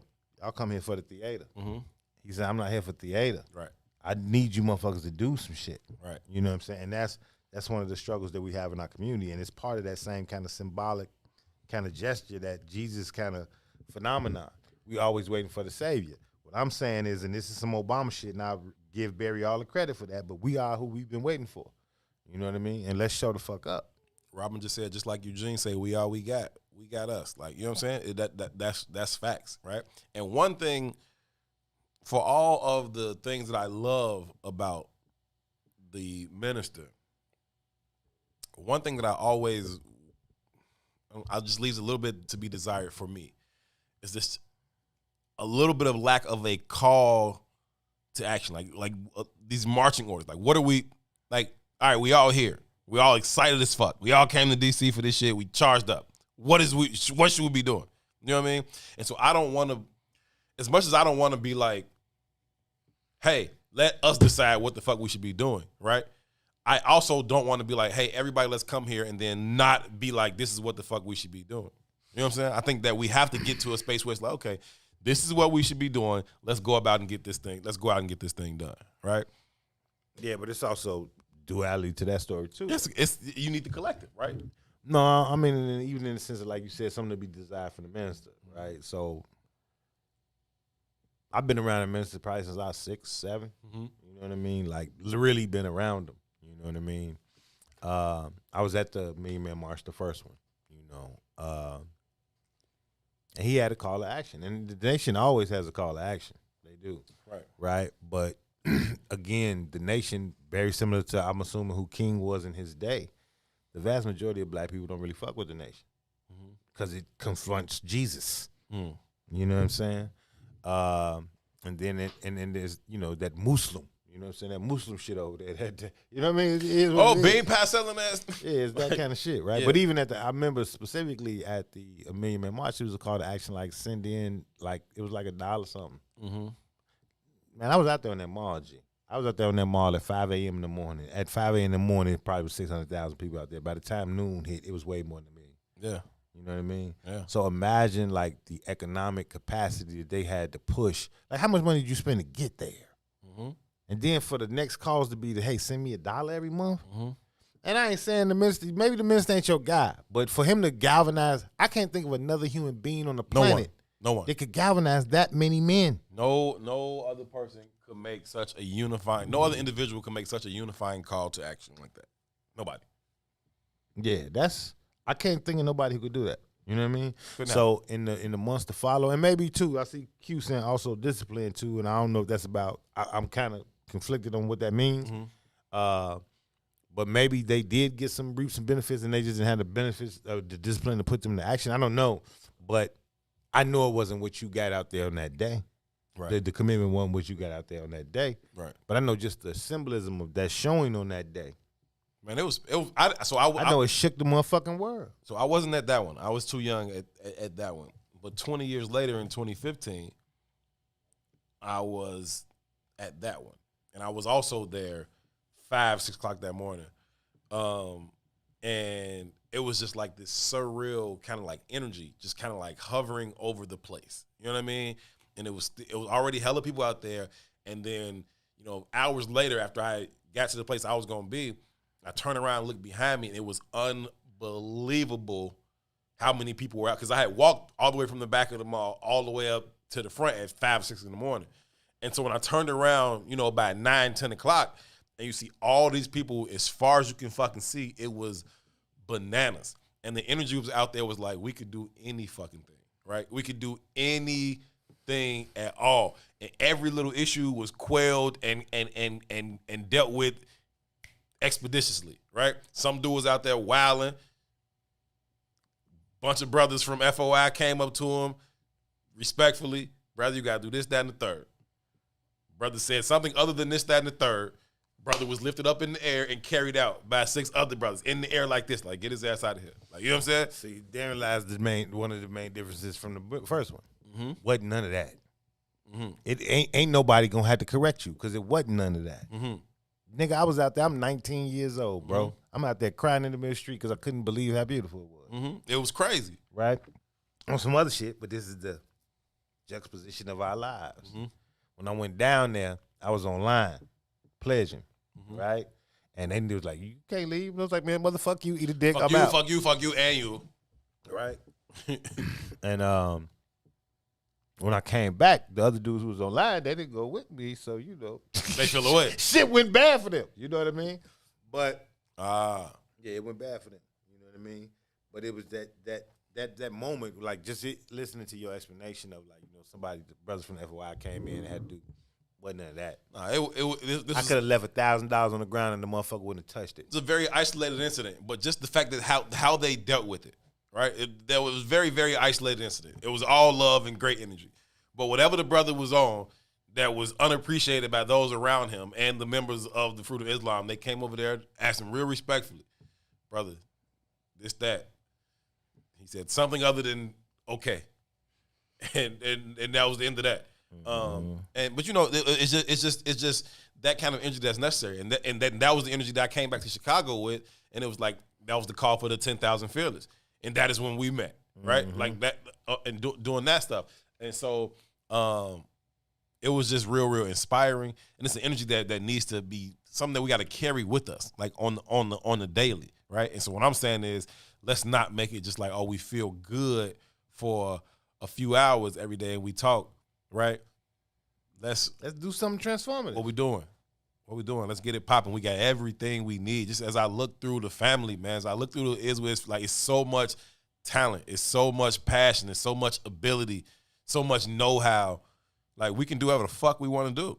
Like in every arena, economics, education, agriculture, justice, whatever, health. We got it. Let's fucking roll. What are you doodling? That shit look raw as hell. Yeah, but I'm with that. But again, to the point I'm making, that Dr. King? No, but to the point I'm making, though, man, I still want to hold us down in that context of let's create this marketing campaign. I'm not bullshitting about that. I think that was a my brother idea. I think we run with that. I think it might cost us a couple grand to do it like in a real way. What is the campaign about specifically? The first 100 days. Mm-hmm. Which you run it. What you owe me in the first 100 days. I don't know what the name would be, but it has to be about the first 100 days. And in the first 100 days, here are our demands, right? And we could direct it at the Biden administration, but in truth, it's directed at our local electeds, right? Because it's going to be them that are going to be overshadowed with the conversation. You better be bringing this back to the motherfucking table or you're going to lose your job. And it's not even a far stretch to see how this shit works, how it works. Hey, I'm with it, bro, because I've been saying the whole time, go get something from these motherfuckers. We didn't do it on the front end. Now they in there. Okay, cool. Y'all got y'all people in there. What the fuck y'all get? What we getting back from it? Y'all wanted them in there so bad, right? Y'all was all the whole Democratic ticket. Let's go. Cool. We didn't flip the Senate. We got all this black leadership in Chicago and all this and everywhere else.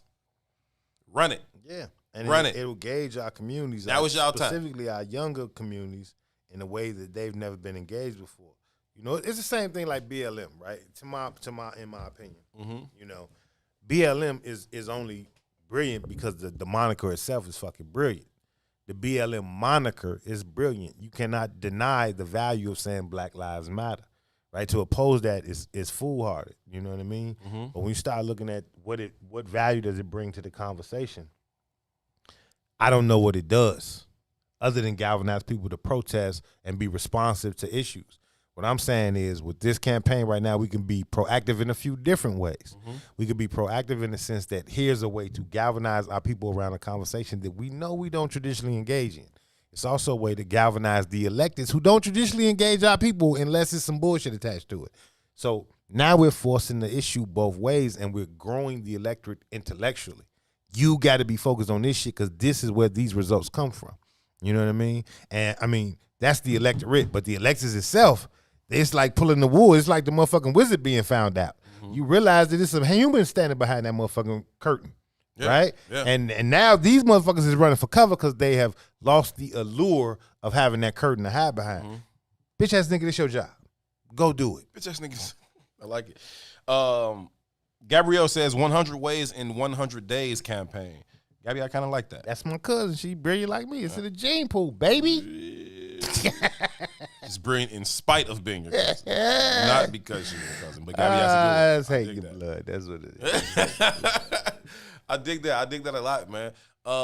Yeah, we got to come up with something catchy. Let's get it popping. Let's go. I'm in. Like, I think that we should have. Whatever. I'm in. I'm all the way in on that piece. I think it's a good idea, and I think that it is certainly something that could net some dividends for us on the back end. Yeah, and that may just be just galvanizing the energy. I just don't like the last thing I want is for people to go back into this complacent hole, right? Like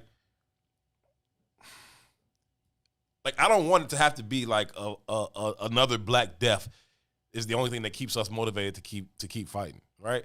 Like I want when things is quiet for us to still be working and organizing and galvanizing and building up our defenses, right? Like not just when it's another unarmed Black death or not just when it's another high profile Black injustice.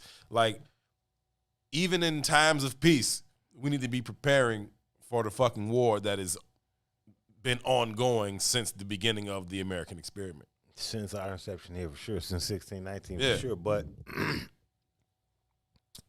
even the Black Death shit, right? Even the police shit, right? In a lot of ways, all that shit is a communication method too. Like I hate to minimize Black life like that, but in a lot of ways, one, you being able to see Black Death as easily as you are being able to see Black Death, it's a conditioning to let you know that Black Death is what you're worth. You know what I'm saying? That's what you're worth. You don't have any value here. You don't even own your own body. Yeah. I could take that shit from you at any moment. Run it. Right? So it works both ways. And what happened and what we see or what we saw is Black Lives Matter leverages that Black Death moniker as a way to market their propaganda. Mm-hmm. But when you start thinking about, that's why I said we don't really fully know about the organization. When you start to invest and understand the organization, they're not reinvesting in the lives of Black males in no kind of way. But they're leveraging their Black Death as their marketing. That is their primary marketing tool to go get the shit they want accomplished. Mm-hmm. Even amongst our community, right? Mm-hmm. But that when you start to look at what their goals are, it's not attached to what they leverage in the market. Then that's kind of what I'm saying. America does the same thing. Black Lives Matter does the same thing. What I'm saying is we ain't got to be responsive. We can be proactive. That's it. Right? That's it. Because that's everybody who's being successful in this matter is being proactive. I'm using this shit for what I want to use it for. Not that I even really give a fuck. Right. Because obviously Black Lives Matter don't give a fuck about the deaths of Black males in nowhere. Right. Because it ain't talked about nowhere on their website. They just don't care. That's not what the agendas they pushing. Right. You know what I mean? Right. And that's what I'm saying about the Trump shit. It's like anything but Trump. But then when we jump out the window and we elect them, the first things the executive orders that Biden's pushing is all about immigrants. Man, I don't give a fuck about y'all. Thanks though. You know what I mean? So we just leverage the same strategy. And it's not that we don't give a fuck, but the strategy is effective. Right? So now let's take some people who really give a fuck and utilize the strategy. Yeah, nothing wrong with the aim. Just got to change the target, right? We got a lot of energy permeating through our community that we could use to our benefit in this fight for liberation, right? A lot of this, I mean a lot of the things that we look at as being purely negative, and in this current moment, they may be bringing about purely negative outcomes. But I think that ultimately there are things that we could use them for that would be beneficial to us. Million Man March, is that King Salim? Mm-hmm. Look at him, man. The Black Forrest Gump. By that time, he was focused, though. See, at the original March on Washington, he was out there for the girl. He was out there just pulling women. There for the girl. King Salim, man. Honor and respect to you, sir. Super dope, man. I got a picture of me at the Million Man March, too, praying, man, on the mall. It was dope. Yeah? Yeah, it was a dope I don't know if I got pictures. I know I got a couple of videos when I was first walking up. I don't know about pictures, but either way, man, I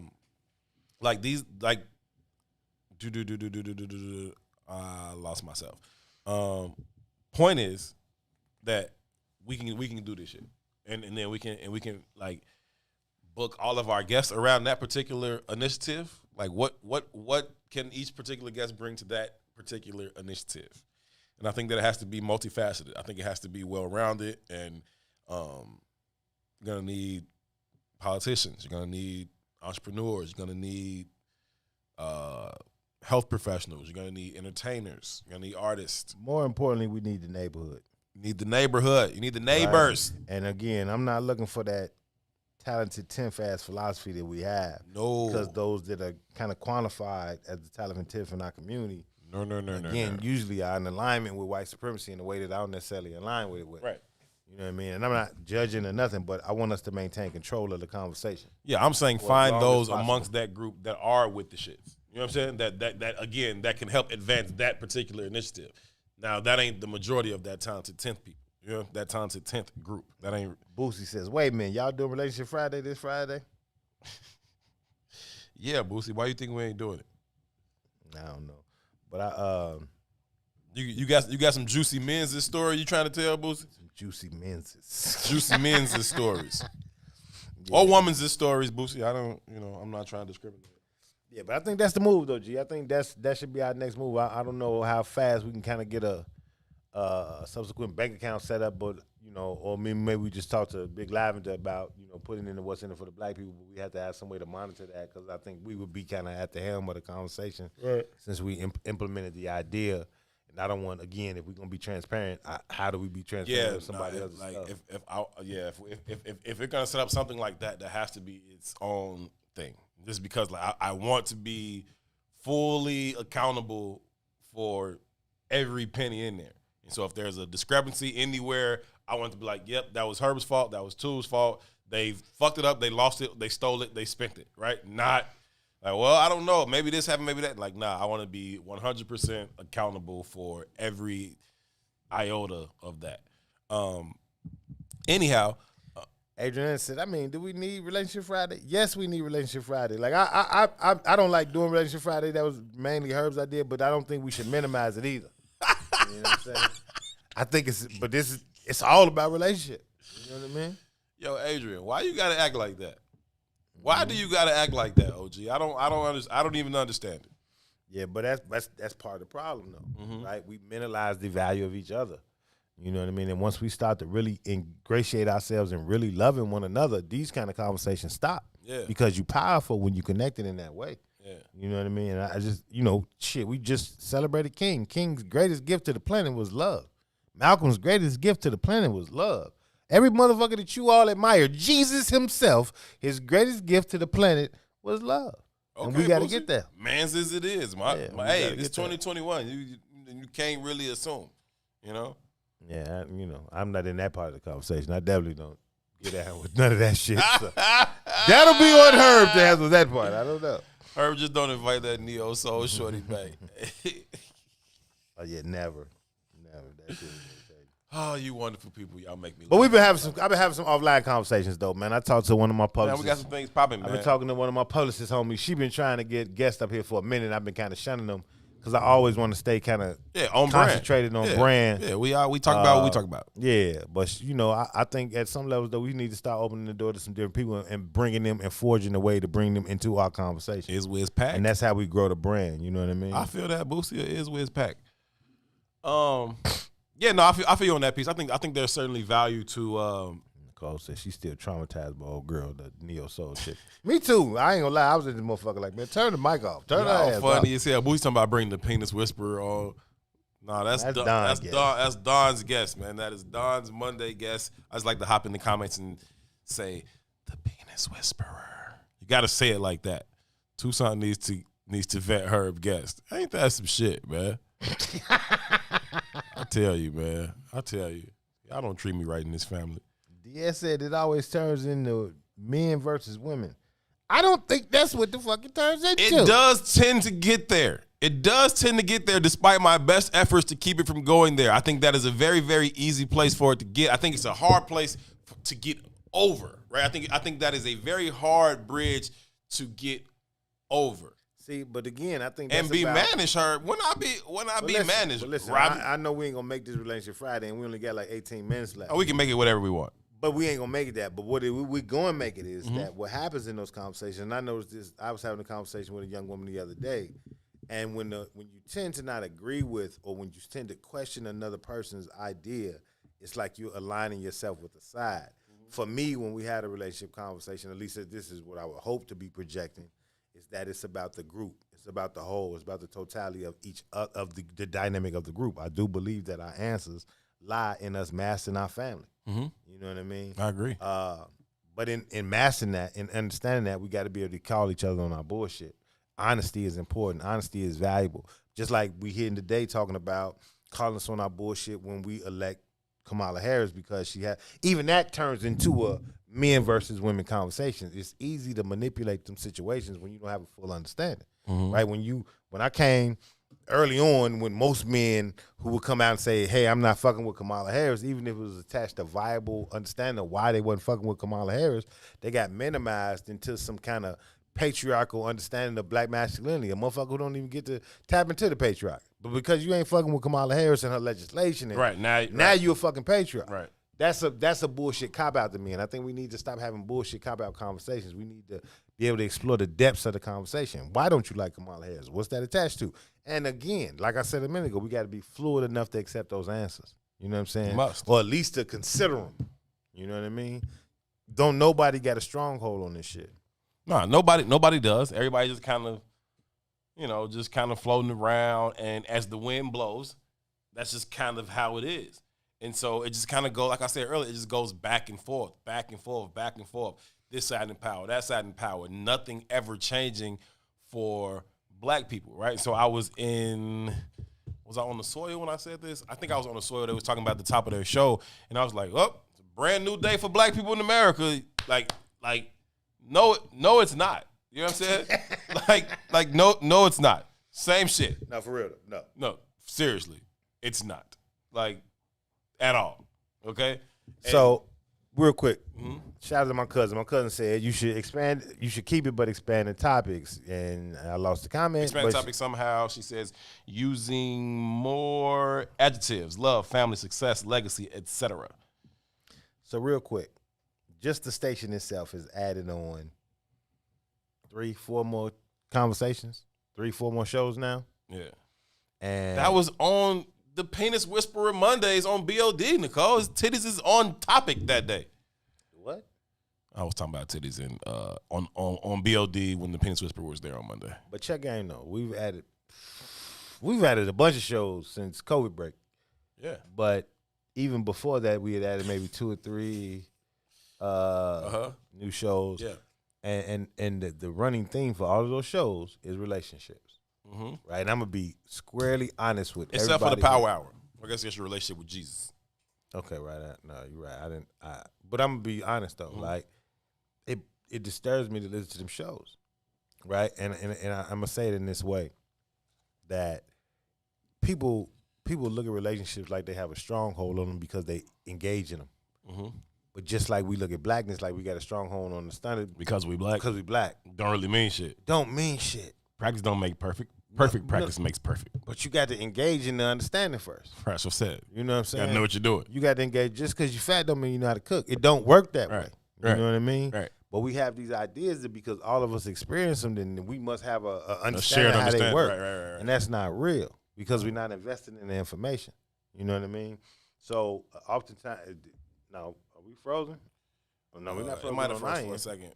Okay, we're not frozen on our end, but oftentimes when we had that conversation, even if you watch the other shows on here who had those conversations, if you look at me in the comments, I'm challenging all that shit. Mm-hmm. I'm challenging all that shit because until we start to look at it from a different vantage point, we just keep emulating bullshit. It's funny how we'll have these conversations about therapy and trauma. Y'all know how I feel about therapy. I don't give a fuck about it. Mm-hmm. But we had these conversations about therapy and trauma and all that shit, and one of the main monikers about the purpose of having therapy is because we don't recognize that we fucked up. Right. But then we go into these conversations like we got a stronghold on the answers. Yeah. No, you're fucked up. Yeah. And I think that's important. The worst kind of fucked up. I think that's I important. don't know I'm fucked up. Yeah. Like that's the worst kind of fucked up to be when you don't even know it. You don't even recognize the predicament that you're in. Right? You think everything is cool. Nah, you're drowning, fam. But again, I told you a couple weeks ago that Brother Sadiq dropped the bet. It was a long joke and it wasn't funny. But it was it was a long joke and it wasn't funny, but it was extremely enlightening. The what's water thing, right? And I was like, man, that's good shit. Like that's motherfuckers be in water their whole life, and so they don't even have a concept or understanding of what it is. They was talking about, I told it on here before, but he was talking about a fish, right? And the fish, some fish in the water, and the fish goes to bite down the thing, and it's a hook, right? And the fisherman get him, and the fisherman trying to pull him up, and the fish is fighting. The fish finally jumps off the hook, gets back in the water. He goes back down to the other fish, and they're like, look, man, if y'all see a little shiny thing in the water, don't go over there. It's going to try to snatch you and pull you out of the water. And the other fish looked at him and said, what's water? You know what I'm saying? Like, what's this water shit you talking about? I've been immersed in it my whole entire life. So I don't even recognize it as a thing. It just is what it is. And I think that we move like that in a lot of ways. And so, trying to get people to do something about a circumstance they aren't even aware of is fucking impossible. And that's why I always break down the three groups the way I do. Those who are aware and engaged, those who are aware and unengaged, and those who are simply unaware. That's a whole nother problem to deal with when you don't even know there's a fucking problem. You don't even know you're in the water. That's a whole nother problem to be able to deal with. But, we can definitely do it, man. So I'll do what I can to make Relationship Friday more substantive. I think it is necessary. It is a critical component of the conversation. We have to get that thing figured out. It's very necessary in this moment because, again, let's not be foolish. They're priming Kamala Harris to be our next elected president. You think so? Oh, for fucking shit. Well, I told you at the top of the show I think so because I think Buddy finna die. Yeah, but they'll keep Buddy alive. They'll create a just clone. prop him up and shit. They'll make a clone for that motherfucker long enough to get her right. You know what I mean? But it'll be Weekend at Bernie's with Kamala. You know what I mean? But I think they're priming her to be the first woman president. You know what I mean? And I think that from our vantage point, we will be so giddy to say hallelujah because she's a sister and she represents IE community, but in reality she doesn't. But if we're not engaged and invested in that understanding, we'll never know that. So I think, again, even in regards to how we view relationships, like, because when this shit happened, we saw it happen this go-round. As soon as a black men became public enemy number one in all media circuits. Mm-hmm.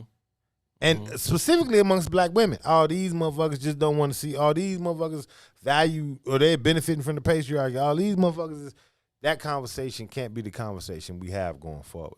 Mm-hmm. You know what I mean? And for black men too, right? We can't just be mad. You can't be no hoe ass dude because it's a sister. I'm not with that shit either. Be clear about that. Now, if it's the wrong sister, motherfucker. But just because it's a sister, if you own that kind of shit, you ain't part of the team I'm trying to build. 100%. You know what I mean? But I think that we have to find a way to, how do we find value in the conversation? So you talked about those low-hanging fruit conversations and these relationship conversations like that, whether it's about the dude who we did the little segment on, whatever the fuck his name is, the dude that was in the dark telling the sister, and the sister like, I think I'm a 6. I don't know his fucking name. Don't matter what his fucking name is. That dude, right? Whether we talking about that particular conversation or we talking about like Chris the Critic, right? Similar conversation, right? And I can understand why you say, I got kind of disdain for the conversation. But the fact of the matter is, those are low-hanging fruit conversations for a reason. Everybody's trying to get them shit. Everybody's trying to have it. Everybody's trying to have that particular conversation. And so there must be some value in figuring out how to then penetrate those conversations in a way that can then we can glean some type of meaningful and result. You know what I mean? Everybody's interested in the conversation. I'm not trying to minimize it at all. I know you're not trying to minimize the conversation. I know you're not taking a shot at the show or none of that. I'm just saying we got to be able, like, because so many people tune into that particular conversation, how do we then figure out a way to make inroads into that conversation and say, okay, cool, this is where we at on this relationship shit, right? I got this much money. How much ass do you got for it, and vice versa, right? How do we get from that space to saying, okay, we need to build healthy relationships so that we can build healthy, sustainable families and ultimately healthy, sustainable communities? Like, we can't really, I don't see how we get to step 3 without step 1. So we got to get that thing right. And, however. In the context of how I have that conversation, how I've had that conversation since the beginning of that conversation is always based in the social narratives. And the social narratives are based in the government and the social norms of the society. That's the part of the shit that we don't never fully factor in. And in order to understand the social narratives and the social norms of the society, you got to, of your relationship, and if it's created by the social norms of the society, then you also got to understand the society. And that's the part that we don't fully grasp, right? So even for the response of, black men are a part of this patriarchy, you don't understand the society if you think black men get anything out of white patriarchy. You don't really fully grasp this shit. Right. You know what I mean? Right. But that's again, and I'm not minimizing none of the hurdles that we got to jump over. These are some high fucking hurdles, but we still got to keep jumping. You need Wilma Rudolph bounced for this. You need a pogo stick. Earl the Goat, Man the Goat, snatching the cord off the top of the square type bounce. That's the kind of bounce I'm getting back. Like now that my Achilles is like almost fully healed, my 40-inch vert is almost back, G. Oh, bless your heart, man. Like, I'm back to jumping out the gym just almost. I'm gonna get this hip surgery for 2 reasons: to bust your ass and to bust my son's ass. And after that, I ain't hooping never again in my life. Man, stop it. Listen, first of all, I'm a football player. So, second of all, I can hold my own on the basketball court. Holding your own ain't gonna stop you from getting your ass busted. Oh, man, you're not busting my ass, bro. Okay. Like, you're not finna embarrass me on the court. I might not be able to embarrass you on the basketball court either, because again, that ain't my thing. But you can't embarrass me either. I'm nice enough to not get embarrassed. Okay. You got me fucked up, fam. Okay. You know what I'm saying? Hey, what I said earlier, I only debate with my equals. Everybody else. Okay. Whatever, man. I'm nice. Okay? They created a athletic event that I can't excel at yet. We can get out there on the golf course. We get out there on the tennis court. We do whatever you want. I'm nice, fam. Okay. All right. I don't want to have this conversation no more. Hey, who's the inauguration still going on? Because we don't have a TV in here. What are they doing now? They listening to some more country music? What's that? Hey, man, shout out to the Howard Marching Band was on there. They came marching down the street. But also, I heard that, and I didn't see this part on TV, but I heard that the South Shore Drill Team was supposed to be like virtually a part of the joint. I see Henry smoking that good green. What are you talking about? He said I can bust y'all on the court, field, and diamond. Cut the crap, Henry. Gino will dog you in the diamond, so we'll keep that for Gino. What did my man Terrence say? Man, pass me some of that, bro. Like, get whatever you own, let me get that, okay? I would say less than 10% of the population on this earth can throw a football the way I can.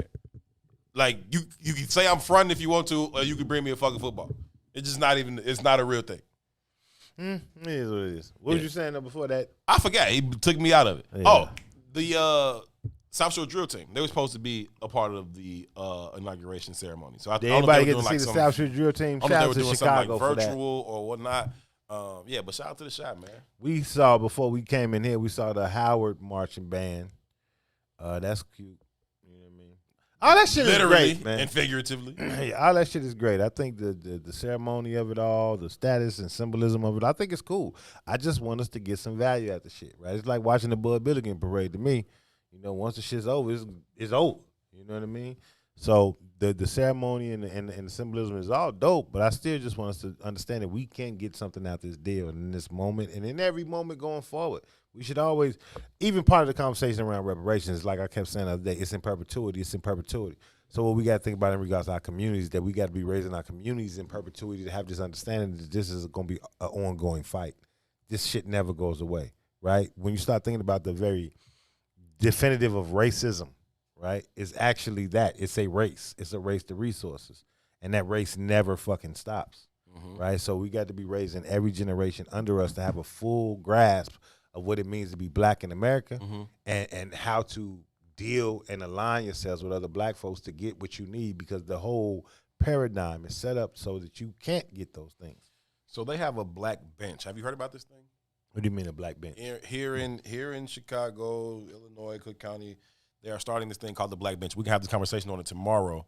Oh, I do know it. Somebody, I think, they've got Jesse. What's the secretary? Jesse White. I'm sorry. They've got Jesse White as one of the co-chairs of this initiative, and what they're trying to do is train up the next generation of. They're trying to train up the next generation of political leaders, but apparently that's a bad thing. Yeah, that's what that was? I don't know. We'll talk about it later.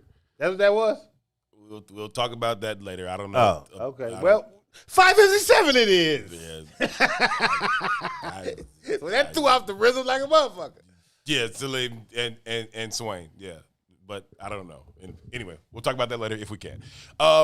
Anyway, man, that's about the end of the show for today. Thank y'all so much for tuning in. We greatly, greatly appreciate y'all. Again, make sure y'all stick around this evening. Got 2 dope shows on tap for you all. Where's the ruler? Yeah, that's Weeko Wednesday. And what's the sister's name doing it with him? Toy Norwood, I think is her Toy name. Norwood, and then we got the brother Brian Foster. Yeah. What's the name of his show?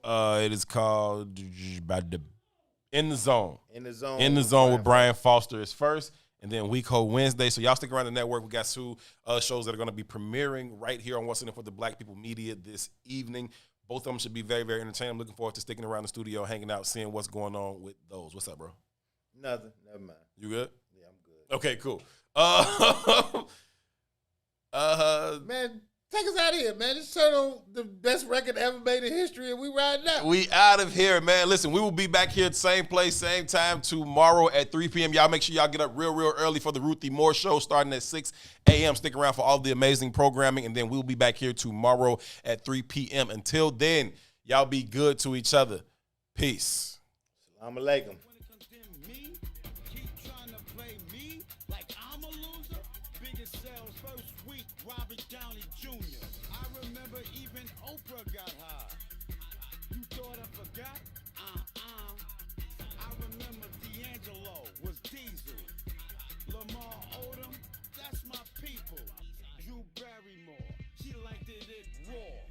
I liked it cooked with Armor Hammer on it. One time, can't lie, was Keith Ledger high. But on that Samuel L. Jackson, that crack high.